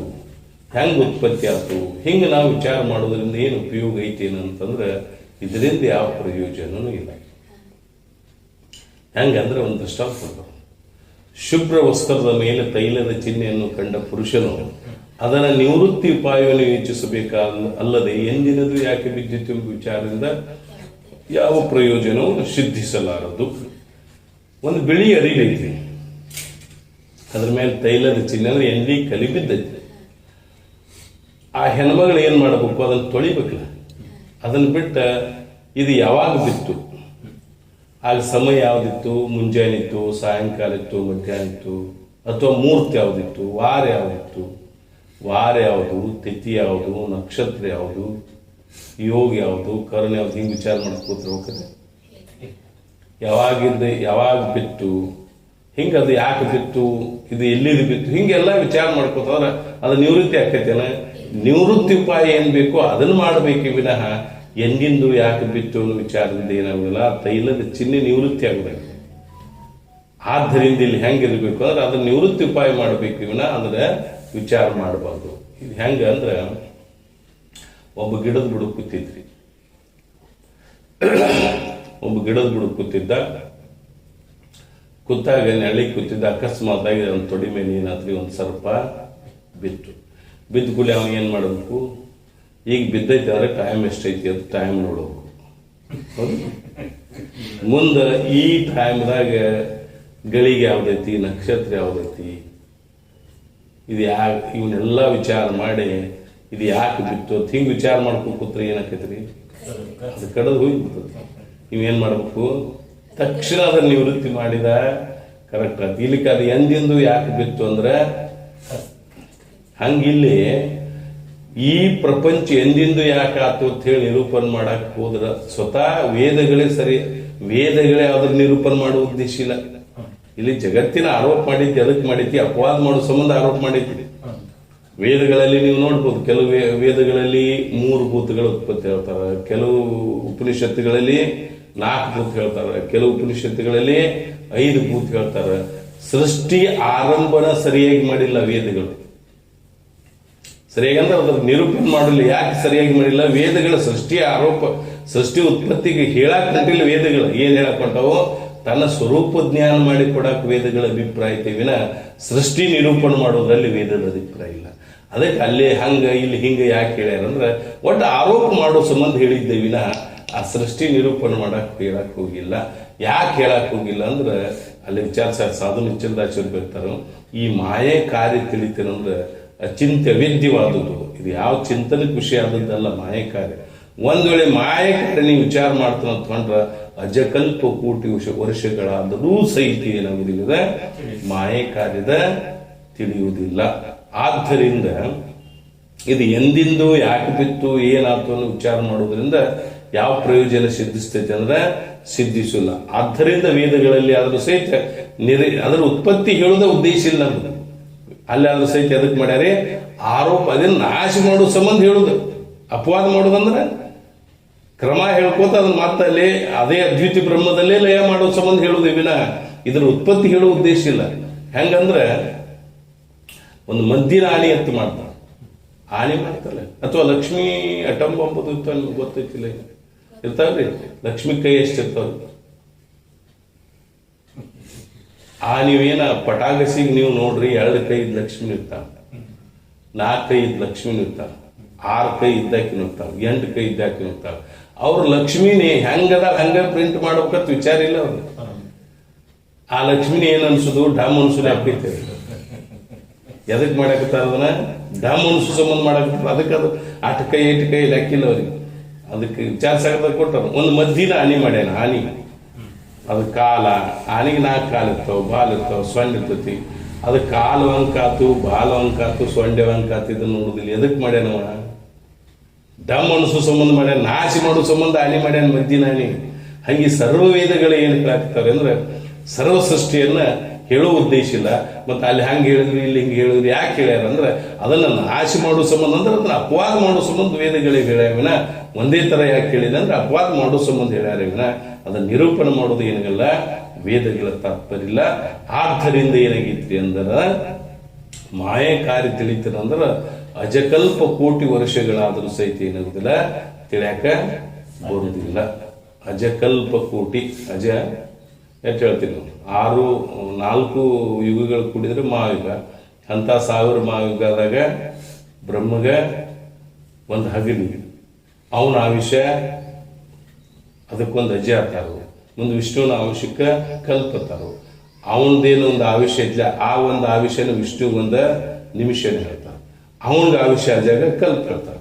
ಈ ರೀತಿ ಎಷ್ಟು ವರ್ಷ ಕಳೆದ್ರು ಸಹಿತ ಏನಾಗುದಿಲ್ಲ, ಇದು ಮಾಯ ಕಾರ್ಯವನ್ನ ತಿಳಿಯಾಕ ಸಾಧ್ಯ ಇಲ್ಲ. ಅದಕ್ಕೆ ಏನಂತಾರೆ ಅಂದ್ರೆ ಇದನ್ನು ವಿಚಾರ ಮಾಡೋದ್ರಿಂದ ಪ್ರಯೋಜನ ಅಂದ್ರೆ ಈ ವಿಚಾರ ಮಾಡೋದ್ರಿಂದ ಯಾವ ಪ್ರಯೋಜನವೂ ಇಲ್ಲ. ಶುಭ್ರ ವಸ್ತ್ರದ ಮೇಲೆ ತೈಲದ ಚಿಹ್ನೆಯನ್ನು ಕಂಡ ಪುರುಷನು ಅದನ್ನು ನಿವೃತ್ತಿ ವಿಚಾರ ಉಪಾಯವನ್ನು ಮಾಡಬೇಕಲ್ಲದೆ ಇದು ಎಂದಿನದು ಯಾಕಾತು ಎಂಬ ವಿಚಾರದಿಂದ ಏನಿಲ್ಲ ಪ್ರಯೋಜನ ಸಿದ್ಧಿಸುವುದಿಲ್ಲ ಅಂತ ಹೇಳಿ ಈ ಆರೋಪದ ನಿವೃತ್ತಿ, ಈ ಆರೋಪ ನಿವೃತ್ತಿ ಏನಕ್ಕೈತ್ರಿ, ಸರ್ವದ ಆರೋಪದ ನಿವೃತ್ತಿ ಹೇಗೆ ಆಗುತ್ತದೆ? ಯಾವುದೇ ಆರೋಪದ ನಿವೃತ್ತಿ ಹೆಂಗಾಕೈತ್ರಿ? ಹಗದಾಗ ನಿಮಗೇನು ತೋರೈತಿ?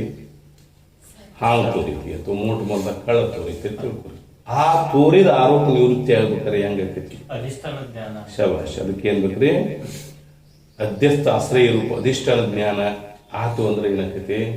ಯಾವುದರ ಅಜ್ಞಾನದಿಂದ ನಮಗೆ ಆರೋಪ ಪ್ರತೀತಿಯಾಗಿತ್ತು, ಯಾವುದರ ಅಜ್ಞಾನದಿಂದ, ಹಗ್ಗದ ಅಜ್ಞಾನದಿಂದ ಹಾವಿನ ಆರೋಪ ಪ್ರತೀತಿಯಾಗಿತ್ತು, ನಮಗೆ ಅದರಿಂದ ನಿವೃತ್ತಿ ಆಕತ್ರಿ.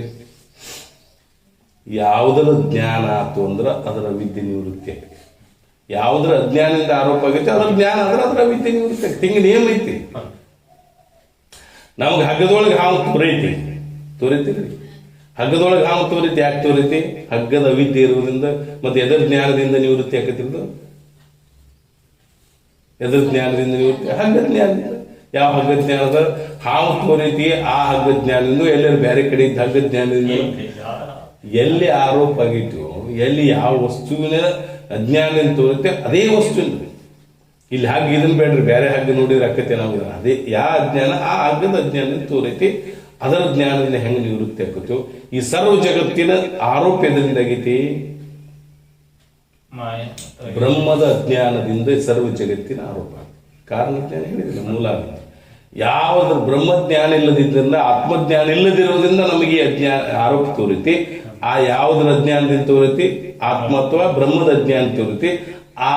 ಅದರ ಜ್ಞಾನ ಅಂತಂದ್ರೆ ಅದ್ರ ಆರೋಪ ನಿವೃತ್ತಿ. ಅದರ ಜ್ಞಾನ ಅಂದ್ರೆ ಆತ್ಮಜ್ಞಾನ ಅಥವಾ ಬ್ರಹ್ಮಜ್ಞಾನ ಅಂತ ಅಂದ್ರೆ ನಮಗೆ ಏನಾಕೈತ್ರಿ? ಅದರ ಆರೋಪದ ನಿವೃತ್ತಿ ಆಕೈತಿ. ಎದರ ಜ್ಞಾನ ಬೇಕನ್ನಂಗಾತ್ರಿ? ಈ ಸರ್ವ ಆರೋಪದ ನಿವೃತ್ತಿ ಆಗ್ಬೇಕಾಗಿತ್ತು ಅಂದ್ರೆ ಏನ್ ಬೇಕ್ರಿ? ಸರ್ವ ಆರೋಪದ ನಿವೃತ್ತಿ ಎದ್ರ ಬೇಕ್ರಿ? ಬ್ರಹ್ಮಜ್ಞಾನದಿಂದನ ಆಕೈತಿ. ಹೌದಿಲ್ರಿ? ಹೇಳ್ತೇವೆ. ನಿವೃತ್ತಿ ಆಕೈತಿ ಅಂದ್ರೆ ಹೆಂಗ ನಿವೃತ್ತಿ ಆಕೈತಿ? ಉದಾಹರಣೆ, ನೀವು ಹಗ್ಗದಾಗ ಹಾವು ತೋರೈತಿ, ಹಗ್ಗದಾಗಿ ಹಗ್ಗದ ಜ್ಞಾನ ಆಯ್ತು, ಅಧಿಷ್ಠಾನ ಜ್ಞಾನ ಆಯ್ತು. ಆದ ಕೂಡಲೇ ಏನು ಸರ್ಪ ನಿವೃತ್ತಿ ಆಯ್ತು, ಮೊದಲು ಸರ್ಪ ಜ್ಞಾನ ನಿವೃತ್ತಿ ಆಯ್ತು. ಮೊದಲು ಜ್ಞಾನ ನಿವೃತ್ತಿಯಾಗಿ ನಂತರ ಸರ್ಪ ನಿವೃತ್ತಿ ಆಯ್ತು. ಆರೋಪ ನಿವೃತ್ತಿ ಆಗ್ಬೇಕಾದ್ರೆ ಏಕಾಲಕ್ಕೆ ನಿವೃತ್ತಿ. ಹೌದು. ಹೆಂಗಂದ್ರೆ ಸೂರ್ಯೋದಯ ಏನ್ರಿ, ಸೂರ್ಯ ಅಸ್ತ ಆದಾಗ ಕತ್ಲಾಗಿತ್ತು. ಸೂರ್ಯನ ಉದಯ ಆದ್ಮೇಲೆ ಕತ್ಲ ಹಗರ ಹೋಗ್ತೀವಿ, ಒಂದು ತಾಸು ಬಿಟ್ಟು ಹೋಗ್ತೀವಿ, 2 ತಾಸು ಬಿಟ್ಟು ಹೋಗ್ತೀವಿ. ಸೂರ್ಯನ ಉದಯ ಆತಂದ್ರೆ ಕತ್ಲ ಹೋಗ್ಬೇಕಾದ್ರೆ ಏನ್ರಿ 2-3 ತಾಸು ಹಗರ ಹೋಗ್ತೈತಿ. ಅದಕ್ಕೆ ಹಿಂಗೈತಿ. ಈಗ ಮನೆ ಒಳಗೆ ಕತ್ಲೈತಿ, ನೀವು ದೀಪ ಹಚ್ಕೊಂಡು ಒಳಗೆ ಪ್ರವೇಶ ಮಾಡಿದ್ರಿ. ಆ ಮನೆಯಾಗ ಕತ್ಲೆ ಹೆಂಗೆ ಗೊತ್ತ್ರಿ? ಮೊದಲ ದೀಪದ ಬೆಳಕು ಬಿತ್ತು, ಆ ನಂತರ ಬಳೊತ್ತಿ ಕತ್ಲು ಹೋತು. 1 ಕ್ಷಣಕ್ಕೆ ಹೋತು, 2 ಕ್ಷಣಕ್ಕೆ ಹೋತು ಅಂದ್ರೆ ಇಲ್ಲ. ಯಾವಾಗ ಬೆಳಕು ಬಿದ್ದೈತು ಆ ಕ್ಷಣದಾಗ ಎಲ್ಲ ಕತ್ಲಿ ನಿವೃತ್ತಿ ಆಗ್ತದೆ. ಹೌದಿಲ್ರಿ? ಸೂರ್ಯೋದಯ ಆದ್ಮೇಲೆ ಕತ್ಲಿ ಅಲೆಟಿಲೆಟ್ ಉಳಿತೇನಿಲ್ಲ, ಇಲ್ಲ, ಸರ್ವ ಕತ್ಲಿ ಸಹಿತ ಏನಾಗೈತೆ ನಿವೃತ್ತಿ ಆಗ್ತದೆ. ಯಾವಾಗ ಸೂರ್ಯ ಪ್ರಕಾಶ ಯಾವಾಗ ಬರ್ತೋ ಆಗ ಏಕಕಾಲಕ್ಕೆ ನಿವೃತ್ತಿ ಆಗ್ತದೆ. ಹಂಗೆ ಬ್ರಹ್ಮಜ್ಞಾನದಿಂದ, ಎದರಿಂದ? ಬ್ರಹ್ಮಜ್ಞಾನದಿಂದ. ಬ್ರಹ್ಮಜ್ಞಾನ ಅಂದ್ರೆ ಇದಕ್ಕೆ ಈ ಸರ್ವದ ಆರೋಪ ನಿವೃತ್ತಿ ಆಗ್ಬೇಕಾದ್ರೆ ಯಾವ ಬ್ರಹ್ಮಜ್ಞಾನ ಬೇಕು? ಆ ಬ್ರಹ್ಮಜ್ಞಾನ ಎಷ್ಟದಾವ್ರಿ? ಅಪರೋಕ್ಷ ಬ್ರಹ್ಮಜ್ಞಾನದಿಂದ. ಬ್ರಹ್ಮಜ್ಞಾನ ಪರೋಕ್ಷ ಬ್ರಹ್ಮಜ್ಞಾನ ಐತಿ, ಅದರಿಂದ ನಿವೃತ್ತಿ ಆಕೈತಿ. ಆ ಬ್ರಹ್ಮಜ್ಞಾನ ಏನಾಕೈತಿ? ಪರೋಕ್ಷ ಬ್ರಹ್ಮಜ್ಞಾನದಿಂದ ಅಜ್ಞಾನದ ಸತ್ತು ಪಾದಕ ಆವರಣ ನಿವೃತ್ತಿ ಆಕೈತಿ, ಅಷ್ಟೇ ಹೋಗ್ತೈತಿ. ಅದೃಢ ಅಪರೋಕ್ಷ ಬ್ರಹ್ಮಜ್ಞಾನದಿಂದ ಉತ್ತಮ ಲೋಕಾದಿ ಪ್ರಾಪ್ತಿ ಆಕೈತಿ, ಅಥವಾ ಶ್ರೀಮಂತ ಕುಲದ ಜನ್ಮ ಪ್ರತಿ ನಿಷ್ಕಾಮಾದ ಜ್ಞಾನಿಗಳ ಅಂಶದಲ್ಲಿ ಜನ್ಮ. ಹೌದಿಲ್ಲ? ಯಾವುದು ಅದೃಢ. ಮತ್ತೆ ಅದರಿಂದ ಹೋಗ್ತೈತಿ? ಇದು ಮೋಕ್ಷ ಅದರಿಂದ ಇದು ಅದರಿಂದ ಹೋಗ್ತೈತಿ. ಬ್ರಹ್ಮಜ್ಞಾನದ ನಿವೃತ್ತಿ ಆಕೈತಿ. ದೃಢ ಅಪರೋಕ್ಷ ಬ್ರಹ್ಮಜ್ಞಾನ ಆದಾಗ ಏನಾಕೈತಿ? ಸರ್ವ ಆರೋಪದ ನಿವೃತ್ತಿ ಆಕೈತಿ. ಹಾಕತ್ತಿಲ್ರಿ? ಎಷ್ಟು ಆರೋಪ ಮಾಡಿವಿ ಅಂದ್ರೆ, ಇಲ್ಲಿ ಆರೋಪ ಹೇಳುವಾಗ ಏನ್ ಹೇಳಿವಿ ನಾವು? ಮಾಯಾ ಮತ್ತು ಪ್ರಕೃತಿ ಹೇಳಿವಿ. ಹೌದಿಲ್ಲ? ಪ್ರಕೃತಿ ಸಂಬಂಧ ಆರೋಪ ಮಾಡಿವಿ. ಜೀವ ಈಶ್ವರ ಆರೋಪ ಆಗಿ, ಜೀವ ಈಶ್ವರ ಭೇದ ಆರೋಪ ಐತಿ. ಹೌದಿಲ್ಲ? ಇವೆಲ್ಲ ಆರೋಪ ಅದಾವ. ಇವು ಆರೋಪ ಅದಾವ ಅಂದ್ಮೇಲೆ ಹೆಂಗೆ ಏಕಾಲಕ್ಕೆ ಹೋಕ್ಕವೋ? ಕ್ರಮದಿಂದ ಹೋಕ್ಕವ. ಒಂದೊಂದು ಎಲ್ಲವೂ ಏಕಾಲಕ್ಕಲ್ಲ. ದೃಢ ಅಪರೋಕ್ಷ ಬ್ರಹ್ಮಜ್ಞಾನ ಆಯ್ತು ಅಂದ್ರೆ ಸ್ವಲ್ಪ ದೃಷ್ಟಾಂತ ವಿಚಾರ ಮಾಡಿದ್ರೆ ಇವೆಲ್ಲ ಏಕಾಲಕ್ಕಲ್ಲ. ದೃಢ ಅಪರೋಕ್ಷ ಬ್ರಹ್ಮಜ್ಞಾನ ತೆರಕೈತಿ.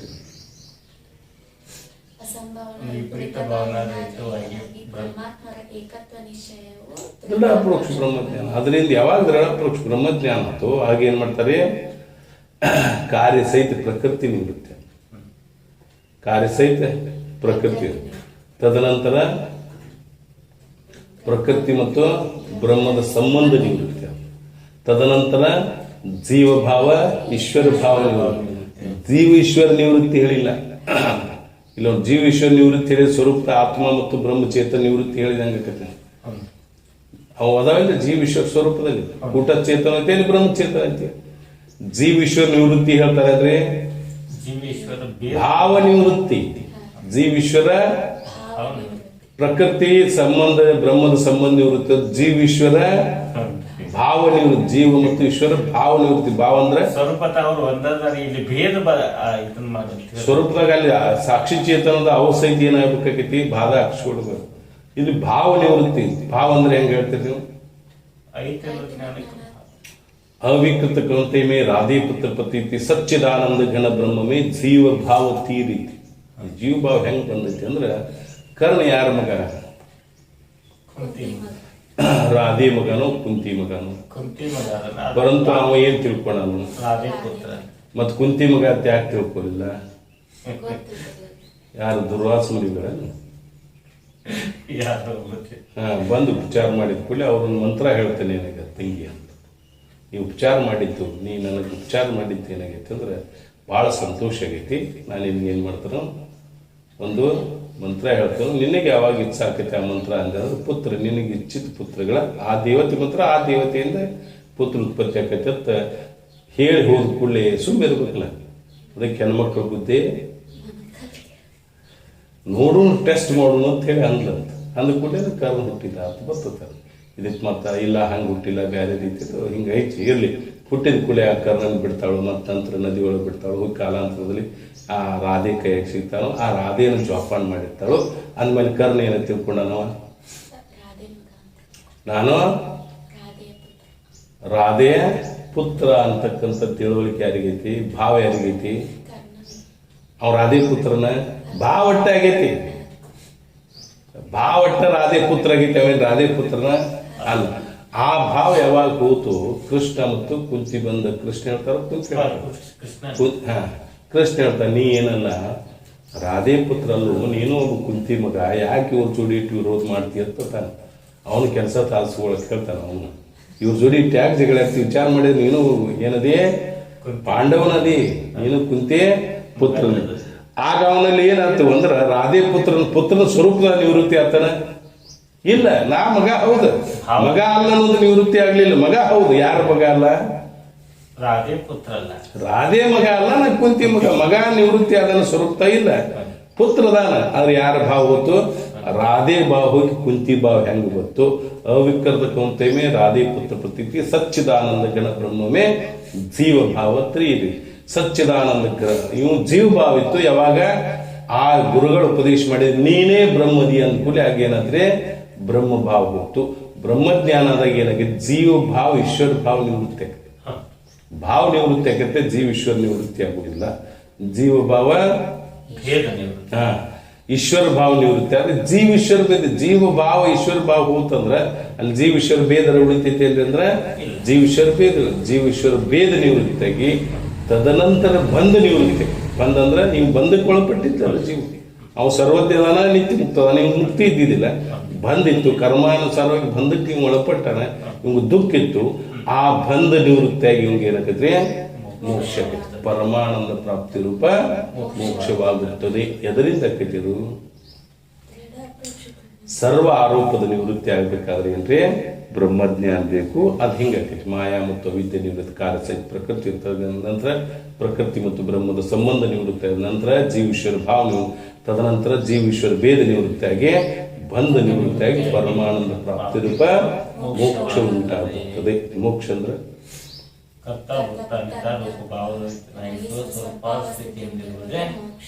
ಅಥವಾ ಸರ್ವದಕ್ಕ ನಿವೃತ್ತಿ, ಅಹಂ ಅಳಿಯೇ ಮುಕ್ತಿ, ಅರಿವು ತಾನೆಂದು ನಂಬಿನಿಂದೊಡೆ ಮುಕ್ತಿ ಅಂತ ಹೇಳ್ತಾರೆ. ಈ ರೀತಿ ಏನಾಗ್ತದೆ ಅಂದ್ರೆ ಸರ್ವದರ ಆರೋಪ ಏಕಕಾಲದಲ್ಲಿ ಸರ್ವದರ ನಿವೃತ್ತಿ ರೂಪ ಆರೋಪ ಅಂದ್ರೆ ಅಪವಾದ ಅಪೂತರ. ಅಪವಾದ ಅಂದ್ರೆ ಅದಕ್ಕೆ ಹೇಳಿ ಆರೋಪ ಮಾಡಿದ್ರಿ. ಶುದ್ಧ ಬ್ರಹ್ಮದಲ್ಲಿ ಆರೋಪ ಮಾಡ್ಕೋತ ಬಂದು ಎಲ್ಲವೂ ಎಲ್ಲಿ ನಿವೃತ್ತಿ ಮಾಡಿದ್ರೆ ಶುದ್ಧ ಬ್ರಹ್ಮದಲ್ಲಿ ಅಪವಾದ. ಅಪವಾದ ಅಂದ್ರೆ ಹಗ್ಗದಾಗ ಹಾವ ಹಾಮಿನ ಜ್ಞಾನ ಆರೋಪ ಆಗಿತ್ತು, ಪುಣ ಎಲ್ಲಿ ಹೇಳಿದ್ರಿ ನಿವೃತ್ತಿ ಹೇಳಿದ್ರೆ ಅದೇ ಹಗ್ಗದಲ್ಲಿ ಹೇಳ್ಬೇಕು.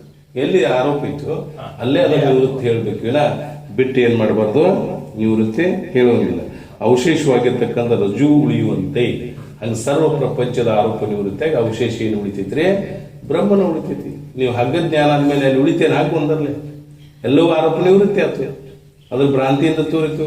ಹಂಗಿಲ್ಲಿ ಬ್ರಹ್ಮದಲ್ಲಿ ಏನಾಗೈತಿ, ಆರೋಪ ಸರ್ವ ಜಗತ್ತು ಆರೋಪ ಆಗೈತಿ. ಯಾವಾಗ ಬ್ರಹ್ಮಜ್ಞಾನ ಅಥವಾ ಅವಶೇಷ ಅಂದ್ರೆ ಕಳೆದು ಉಳಿದಕ್ಕೆ ನಾವು ಅವಶೇಷ, ಅಲ್ಲಿ ಬ್ರಹ್ಮಂದ ಉಳಿತೈತಿ. ಸಚ್ಚಿತ್ ಆನಂದ ಸ್ವರೂಪ ಅದ್ವೈತ ರೂಪ ಬ್ರಹ್ಮಂದ ಏನಾಗೈತ್ರೆ ಉಳಿತೈತಿ. ಮತ್ತೊಂದು ಪ್ರಶ್ನೆ ಕೇಳಿದ್ರು, ಈ ಎಲ್ಲದರ ಆರೋಪ ನಿವೃತ್ತಿ ಆಗ್ಬೇಕಾದ್ರೆ ಏನ್ ಬೇಕ್ರಿ, ಬ್ರಹ್ಮಜ್ಞಾನ ಬೇಕು. ಬ್ರಹ್ಮಜ್ಞಾನ ಆಗಬೇಕಾದ್ರೆ ಯಾವುದರಿಂದ ಆಕೈತಿ? ಮೋಕ್ಷ ಆಗ್ಬೇಕಾದ್ರೆ ಬ್ರಹ್ಮಜ್ಞಾನ ಬೇಕು, ನಿವೃತ್ತಿ ಆಗ್ಬೇಕಾದ್ರೆ ಬ್ರಹ್ಮಜ್ಞಾನ. ಬ್ರಹ್ಮಜ್ಞಾನವು ಯಾವುದರಿಂದ ಆಗುತ್ತದೆ? ಯಾಕ್ರಿ ಜ್ಞಾನಕ್ಕೆ ಸಾಧನೆಗಳೆಷ್ಟು? ಜ್ಞಾನಕ್ಕೆ ಸಾಧನೆಗಳ 11 ಸಾಧನೆಗಳನ್ನ ಹೇಳ್ತಾರೆ ಮುಂದೆ. ಏನ್ ಹೇಳ್ತಾರೆ? 11 ಸಾಧನೆಗಳನ್ನು ಹೇಳ ವೇದಾಂತ ಪ್ರಮೇಯ ನಿರೂಪಣದಲ್ಲಿ. ಧ್ಯಾನ ಆಗ್ಬೇಕಾದ್ರೆ ಏನ್ ಬೇಕು ಅಂದ್ರೆ ನಿಷ್ಕಾಮ ಕರ್ಮ, ನಿಷ್ಕಾಮ ಉಪಾಸನೆ ಬೇಕು. ಮೊದಲ ಅಂತಕ್ಕನ ಶುದ್ಧಿಗೆ ಬಹಿರಂಗ ಸಾಧನ. ಈಗ ಯಾವುದೇ ಒಂದು ನೀವು ವಸ್ತು ಪ್ರಾಪ್ತಿ ಮಾಡೋಕೆ ಸಾಧನೆ ಬೇಕಲ್ಲ. ಬಹಿರಂಗ ಸಾಧನೆಗಳು ಯಾವ್ರಿ? ನಿಷ್ಕಾಮ ಕರ್ಮ, ನಿಷ್ಕಾಮ. ಅವಕ್ಯಾಕೆ ಬಹಿರಂಗ ಸಾಧನ ಅಂದ್ರೆ ಅಂತಕ್ಕನ ಶುದ್ಧಿಗೆ ಕಾರಣ. ಹೆಂಗೆ ಬಹಿರಂಗ ಸಾಧನ ಅನ್ಬೇಕು ಅಂದ್ರೆ ಅಂತರಂಗ ಸಾಧನೆ ಯಾವುದು ಬಹಿರಂಗ ಸಾಧನೆ ಯಾವುದು ಅಂದ್ರೆ ಒಂದು ಗಿಡದಾಗ ಪಕ್ಷಿ ಕೂಗ್ತೈತಿ, ಹೌದಿಲ್ಲ? ಆ ಪಕ್ಷಿಗೆ ನೀವು ಏನು ಬಾಣ ಹತ್ತಿರ ಬಿಲ್ ಹತ್ತಿರೋದು, ಬಾಣ ಬಿಡ್ಬೇಕಲ್ಲ. ಬಾಣ ಬಿಡಬೇಕಾಗಿತ್ತು ಅಂದ್ರೆ ನೀವು ಆ ಬಾಣ ಏನು ಮಾಡ್ತೀರಿ, ಬಿಲ್ಲಿಗೆ ಹಿಂಗೆ ಹಾಕ್ತೀರಿ, ಹೂಡ್ತೀರಿ, ಹೂಡಿ ನೀವು ಬಿಡ್ತೀರಿ. ಅದಕ್ಕೆ ಮುಂದಿನ ತುದಿ ಹೋಗಿ ಅದಕ್ಕೆ ಮುಡ್ದದ್ದು, ಇಡೀ ಬಾಣ ಮುಟ್ಟುವುದಿಲ್ಲ. ಮುಂದಿನ ತುದಿ ಹೋಗಿ ಮುಡ, ಅದು ಸಾಕ್ಷಾತ್ ಅದಕ್ಕೆ ಸಮೀಪ ಆದ ಸಾಧನ, ಅದನ್ನ ನಾಶ ಮಾಡಕ್ಕೆ ಸಮೀಪ ಆದದ್ದು ಅದು ತುದಿ, ಅದು ಸಾಕ್ಷಾತ್ ಅಂತರಂಗ ಸಾಧನ. ಇಲ್ಲಿ ಬಹಿರಂಗ ಸಾಧನೆ ಯಾವ್ದಂದ್ರೆ ಹೋಗಿ ಬಾಣ ಮುಟ್ಟೈತೋ ಬಿಲ್ ಮುಟ್ಟೈತೋ, ಬಾಣ ಮುಟ್ಟೈತಿ, ಬಿಲ್ ಸಾಧನ ಆಗಿಲ್ಲೇನ? ಯಾವ ಸಾಧನ ಇದು? ಬಹಿರಂಗ ಸಾಧನ. ಅದಕ್ಕಿದು ಸಾಧನ ಆಗಿತ್ತು ಹೋಗಾಕ. ಈಗ ಅಂತಃಕರಣ ಶುದ್ಧಿಗೆ ಏನ್ ಕಾರಣ ಆಗೈತ್ರಿ? ಬಹಿರಂಗ ಸಾಧನಗಳ್ಯಾವು? ನಿಷ್ಕಾಮ ಕರ್ಮ ಮತ್ತು ಉಪಾಸನೆ, ಕರ್ಮ ಉಪಾಸನೆಗಳು ಬಹಿರಂಗ ಸಾಧನ. ಅಂತಃಕರಣ ಶುದ್ಧಿ ಮುಗಿತ ಆದ್ಮೇಲೆ ಇವನಲ್ಲಿ ಏನಾಗಿ ಅಂತರಂಗ ಸಾಧನಗಳು ಅಂತ ಹೇಳ್ತೀರಿ? 8 ಹೇಳ್ತೀರಿ. ಯಾವ?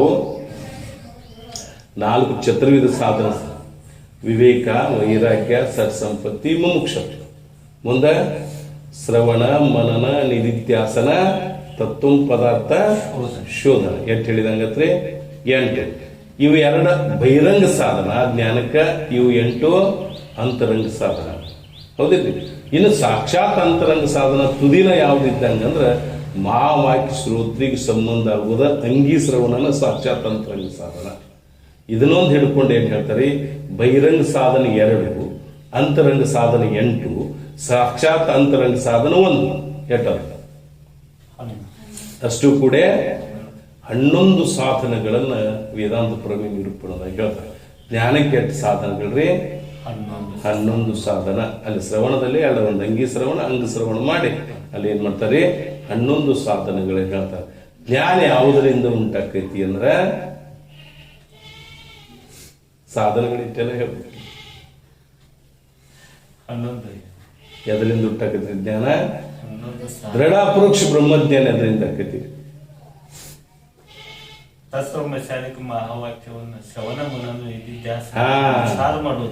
ಗುರು ಮುಖಾಂತರ ಜ್ಞಾನ ಆಕೈತಿ. ಒಟ್ಟೆ ಇವೆಲ್ಲ ಸಾಧನ. ದೃಢ ಅಪರೋಕ್ಷ ಬ್ರಹ್ಮಜ್ಞಾನಿ ಅದಕ್ಕೆ ಆಕೈತಿ ಅನ್ನೋದು ಹೇಳ್ತಾರೆ. ಎದರಿಂದ ಆಕೈತಿ ಅಂತಾರೆ? ಗುರು ಮುಖಾಂತರ. ತತ್ವಮಸ್ಯಾದಿಕ್ ಮಹಾವಾಕ್ಯ ಶ್ರವಣ ಮಾಡೋದ್ರಿಂದ ಅಷ್ಟ ಆಗುದಿಲ್ಲ. ತತ್ವಮಸ್ಯಾದಿಕ್ ಮಹಾವಾಕ್ಯವನ್ನ ಶ್ರವಣ, ಮನನ, ನಿಧಿಧ್ಯಾಸನ, ರೂಪ ವಿಚಾರ ಮಾಡುವುದರಿಂದ. ಹೌದಿಲ್ಲ? ತತ್ವಮಸ್ಯಾದಿಕ್ ಮಹಾವಾಕ್ಯವನ್ನ ಶ್ರವಣ, ಮನನ, ನಿಧಿಧ್ಯಾಸ ಮಾಡಿದಾಗ ದೃಢ ಅಪರೋಕ್ಷ ಬ್ರಹ್ಮಜ್ಞಾನ. ಆ ದೃಢ ಅಪರೋಕ್ಷ ಬಂದು ಸರ್ವದ ಆರೋಪ ನಿವೃತ್ತ ಆಗಿದೆ. ಆ ಬ್ರಹ್ಮಜ್ಞಾನ ಎದರಿಂದ ಆಕೈತಿ ಅಂದಂಗಾತಂಗ್ರ ಇಲ್ಲಿಗೆ ದೃಢ ಅಪರೋಕ್ಷ ಬ್ರಹ್ಮಜ್ಞಾನ ಎದರಿಂದ ಆಕೈತಿ ಅಂದಂಗಾತ? ಶ್ರವಣ, ಮನನ, ನಿಧಿಧ್ಯಾಸನ, ರೂಪ ವಿಚಾರ ಮಾಡುವುದರಿಂದ ಆ ದೃಢ ಅಪರೋಕ್ಷ ಬ್ರಹ್ಮಜ್ಞಾನ ಆಕೈತಿ. ಯಾವುದರಿಂದ ಆಕೈತಿ? ಅದನ್ನ ನಾವು ಮಾಡೋದ್ರಿಂದ ಆಕೈತಿ. ಶ್ರವಣ ಎದಕ್ಕತ್ತೀರಿ? ತಾತ್ಪರ್ಯವನ್ನು ನಿಶ್ಚಯ ಮಾಡುವುದು. ಶ್ರವಣ ವೇದ ಬಾಲಕ ವೇದ ಸಾಧಕ ಚಿಂತನ ಮಾಡುವುದರಿಂದ. ಮನನ ತಿರಸ್ಕಾರ, ಆತ್ಮಕಾರ, ಬುದ್ಧಿ ಪ್ರವಾಹ, ಎಲ್ಲ ಲಕ್ಷಣಗಳು ಉದಾಹರಣೆಗೆ ಬರತ್ತ. ಎಲ್ಲ ಲಕ್ಷಣ ಏನಾಗಿರಿ? ಶ್ರವಣ ಅಂದ್ರೆ ಯುಕ್ತಿಯಿಂದ ವೇದಾಂತ ವಾಕ್ಯಗಳ ತಾತ್ಪರ್ಯ ಚೆಕ್ ಶ್ರವಣ ಹಿಂದೆ ಹೇಳ್ಕೊಂಡ್ಬಂದಿಲ್ಲ. ಅಥವಾ ಸರ್ತಿ ಸಡ್ಲಿಂಗ ಪೂರ್ವಕ 6 ಲಿಂಗಗಳಿಂದ ವಾಕ್ಯಗಳಲ್ಲಿ ಏನ್ ನಿಶ್ಚಯ ಮಾಡ್ಬೇಕ್ರಿ? ತಾತ್ಪರ್ಯ ನಿಶ್ಚಯ ಮಾಡ್ಬೇಕು. ವಾಕ್ಯದಾಗ ತಾತ್ಪರ್ಯ ಅಂದ್ರೆ ವಾಕ್ಯಕರ್ತನ ಇಚ್ಛಾ ನಿಶ್ಚಯ ಮಾಡ್ಬೇಕು. ಹೌದಿಲ್ಲ? ತಾತ್ಪರ್ಯ ನಿಶ್ಚಯ ಮಾಡೋಕೆ ಏನಂತೀವಿ ನಾವು? ಶ್ರವಣ. 6 ಲಿಂಗಗಳ ಮೂಲಕ ಉಪಕ್ರಮ, ಉಪಸಂಹಾರ, ಅಭ್ಯಾಸ, ಪೂರ್ವಾತ, ಫಲ, ಅರ್ಥವಾದ ಅಂತಕ್ಕಂಥ ಅರ್ಥವಾದ, ಉಪಪತ್ತಿ ಅಂತಕ್ಕಂಥ 6 ಲಿಂಗಗಳ ಮೂಲಕ ನಾವೇನ್ ಮಾಡ್ತೀವಿ? ತಾತ್ಪರ್ಯ ನಿರ್ಧಾರ ಮಾಡ್ತೀವಿ. ತಾತ್ಪರ್ಯ ಅಂದ್ರೆ ಹೇಳಿವಿ ನಾವು. ಎದಕ್ಕೆ ಅನ್ಬೇಕು? ವಾಕ್ಯಕರ್ತನ ಇಚ್ಛೆಗೆ ತಾತ್ಪರ್ಯವೆನ್ನುತ್ತಾರೆ. ವಾಕ್ಯಕರ್ತನ ಇಚ್ಛೆ ಅಂದ್ರೆ ಹೆಂಗೆ? ನಾವು ಅದಕ್ಕೊಂದು ದೃಷ್ಟಾಂತ ಹೇಳಿದ್ವಿ, ನೆನಪಾಗ್ತಿಲ್ಲ. ಒಬ್ಬ ಕಂಡಕ್ಟರ್ ಇದ್ದರು, ಯಾರಿಗೆ ಗೊತ್ತ? ಕಂಡಕ್ಟರ್ ಏನ್ ಮಾಡಿದ ಅಂದ್ರೆ ಒಬ್ಬ ಮುದುಕಿ ಕಿವಿಗೆ ಸರಿಯಾಗಿ ಕೇಳೋದಿಲ್ಲ. ಅಜ್ಜಿ ಏನು ಹೇಳಿದ್ದಂತ, ಹಿಂಗಪ್ಪ ನಾನು ಹೋಗಿ ಕೂಡ್ತೇವೆ ಒಂದು ಕಡೆ, ನಾ 3 ಬರ ನೀ ಏನು ಮಾಡು ಇಳಿಸು. ಆತ ಅಜ್ಜಿ ಹೋಗಿ ಕೂಡು ಅಂತ ಹೇಳ. ಮುಂದೆ ಅಜ್ಜಿ ಹೋಗಿ ಕೂತ್ಲು. ಮುಂದೆ ಕಂಡಕ್ಟರ್ ತಾನು ಊರು ಬತ್ತು, ಅಜ್ಜಿ ಊರ. ಅಜ್ಜಿ ಊರು ಬರೋಣ ಕಂಡಕ್ಟರ್ ಏನಂತ, ಸೀಟಿ ಹೊಡೆದು ಅಜ್ಜಿ ಮುಂದೆ ಕೂತಿರ್ತೀವಿ, ಹಿಂದೆ ಸೀಟಿ ಹೊಡೆದ್ರು ಮುಂದೆ ಬರಲಿಲ್ಲ. ಇವನಾಗಿ ಹೋಗಿ ಏನು ಮಾಡಿದ, ಒದರಿದ ಅಜ್ಜಿ ಅಷ್ಟು ಒದರಿದ್ರು ಕೇಳಿಲ್ಲ. ಇವನಾಗಿ ಹೋಗಿ ಆ ಅಜ್ಜಿ ರಟ್ಟಿ ಹಿಡಿದು ತರ ಎಳ್ಕೊಂಡು ಬಂದು ಹೊರಗೆ ಬಾಗಿಲು ಬಿಟ್ಟು ಹೊರಗೆ ನಿಂದಿರಿಸಿ ಅಜ್ಜಿಗೆ ಅಂದೇ ಅಜ್ಜಿ ಅಂತ ಅಜ್ಜಿ ಅಂತ ಹೇಳಪ್ಪ ಯಾಕಂತ, ನಾ ಎಷ್ಟು ಸೀಟಿ ಹೊಡಿಬೇಕು ಹೊಳ್ಳಿ ನೋಡಾಕುತ್ತಾ ಇರಲಿ ಅಂತ ಹಿಂಗಂದ. ಎಷ್ಟು ಸರ ಸೀಟಿ ಹೊಡಿಗು ಹೊಳ್ಳಿ ಯಾಕೆ ನೋಡ್ಲಿಲ್ಲ ಅಜ್ಜಿ ಅಂತಂತ, ನಂದೇನು ಹೊಳ್ಳಿ ನೋಡು ವಯಸ್ಸಾಯಪ್ಪ ಸೀಟಿ ಹೊಡೆದ ಹೌದು. ಅವನು ವಿಚಾರ ಇಲ್ಲತಿ ಏನು ಹೊಳ್ಳಿ ನೋಡ್ಲಿ ಅಂತ ತೆಳಗಿನಿಸು ಸ್ವಲ್ಪ ಸೀಟಿ ಹೊಡೆದ. ನಾವು ಅವ್ನ ತಾತ್ಪರ್ಯ ಅಲ್ಲೈತಿ ಈ ಅಜ್ಜಿ ತಿಳ್ಕೊಳ್ದು. ಹಂಗೆ ಇದು ವೇದ ವಾಕ್ಯಗಳ ತಾತ್ಪರ್ಯ ನಿಶ್ಚಯ ಮಾಡ್ಬೇಕು. ಆರು ಲಿಂಗಗಳಿಂದ ಏನು ಮಾಡ್ತೀವಿ ನಾವು, ತಾತ್ಪರ್ಯ ನಿಶ್ಚಯ ಮಾಡ್ತೀವಿ. ಅದಕ್ಕೆ ಏನಾಗ್ಬೇಕು ನಾವು, ಶ್ರವಣ ಮನನ ಇರಕೈತ್ರಿ, ಭೇದ ಬಾಧಕ ಅಭೇದ ಸಾಧಕ ಯುಕ್ತಿಯಿಂದ ಅದ್ವಿತೀಯ ಬ್ರಹ್ಮದ ಚಿಂತನಕ್ಕೆ ಏನಾಗ್ಬೇಕ್ರಿ, ಭೇದವನ್ನ ಬಾಧ ಮಾಡೋದು. ಆ ಜೀವ ಬ್ರಹ್ಮರಲ್ಲಿ ಭೇದ ಇಲ್ಲ ಅಂತದನ್ನು ಬಾಧ ಮಾಡೋದು. ಈ ಜೀವ ಬ್ರಹ್ಮರ ಅಭೇದ ಐತಿ ಅಂತ ಸಾಧನ ಯುಕ್ತಿಗಳಿಂದ, ಬಾಧಕ ಯುಕ್ತಿಗಳು ಸಾಧಕ ಯುಕ್ತಿಗಳಿಂದ ಅದ್ವಿತೀಯ ಏಕರೂಪ ಬ್ರಹ್ಮದ ಪುನಃ ಚಿಂತನೆ ಮಾಡೋದಕ್ಕೆ ಏನಂತೀರಿ, ಮನನ. ನಿಧಿಧ್ಯಾಸನ ಅನಾತ್ಮಕಾರ ವೃತ್ತಿ ಅವಧಾರತೆ, ಬ್ರಹ್ಮಾಕಾರ ವೃತ್ತಿ ಸ್ಥಿತಿ ನಿಧಿಧ್ಯಾಸನ, ಅನಾತ್ಮಕಾರ ವೃತ್ತಿ ತಿರಸ್ಕಾರ, ಬ್ರಹ್ಮಾಕಾರ ವೃತ್ತಿ ಪ್ರವಾಹ ನಿಧಿಧ್ಯಾಸನ. ಶ್ರವಣದಿಂದ ಏನತ್ತು ಪ್ರಮಾಣಗತ ಹೊತ್ತು, ಮನದಿಂದ ಏನಂತ ಪ್ರಮೇಯಗತ ಹೊತ್ತು, ನಿಧಿಧ್ಯಾಸನದಿಂದ ಏನಂತಿ ವಿಪರೀತ ಭಾವನೆ ಹೊರಟೋಗಿ ಆಗಿ ಏನಕ್ಕೈತ್ರಿ ನಿಮ್ಗೆ ದೃಢ ಅಪರೋಕ್ಷ ಬ್ರಹ್ಮಜ್ಞಾನದಾಗ ಈ ಸರ್ವ ಆರೋಪದ ನಿವೃತ್ತಿ ಆಕೈತಿ. ಆ ದೃಢ ಅಪರೋಕ್ಷ ಬ್ರಹ್ಮಜ್ಞಾನ ಆಗಬೇಕಾಗಿತ್ತು. ಅದು ಏನ್ ಬೇಕ್ರಿ, ಪ್ರಜ್ಞೆ ಬ್ರಹ್ಮಜ್ಞಾನ ಯಾವ್ದ್ರಿಂದ ಆಕೈತಿ ಅನ್ನಂಗಾತು, ಮಹಾವಾಕ್ಯಗಳ ಶ್ರವಣ ನಿಧಿಧ್ಯಾಸನ ರೂಪ ವಿಚಾರ ಮಾಡುವುದರಿಂದ ದೃಢ ಅಪರೋಕ್ಷ ಬ್ರಹ್ಮಜ್ಞಾನ ಆಕೈತಿ. ಆ ಜ್ಞಾನ ಸರ್ವದ ಆರೋಪದ ನಿವೃತ್ತಿ ಆಕೈತಿ ಅಂತ ಹೇಳಿ ಜೈ ಮಂಗಲಂ ಜೈ सद्गुरु शंभुलिंगेश्वर महाराज की जय, सद्गुरु सिद्धारूढ़ स्वामी महाराज की जय, सद्गुरु कृष्ण गौड़पादी महाराज की जय, महात्मा बसवेश्वर महाराज की जय, माते अक्का महादेवी माता की जय, सकल साधु संतन की जय। मंगलम जय पार्वती पतेश्वर हर हर महादेव।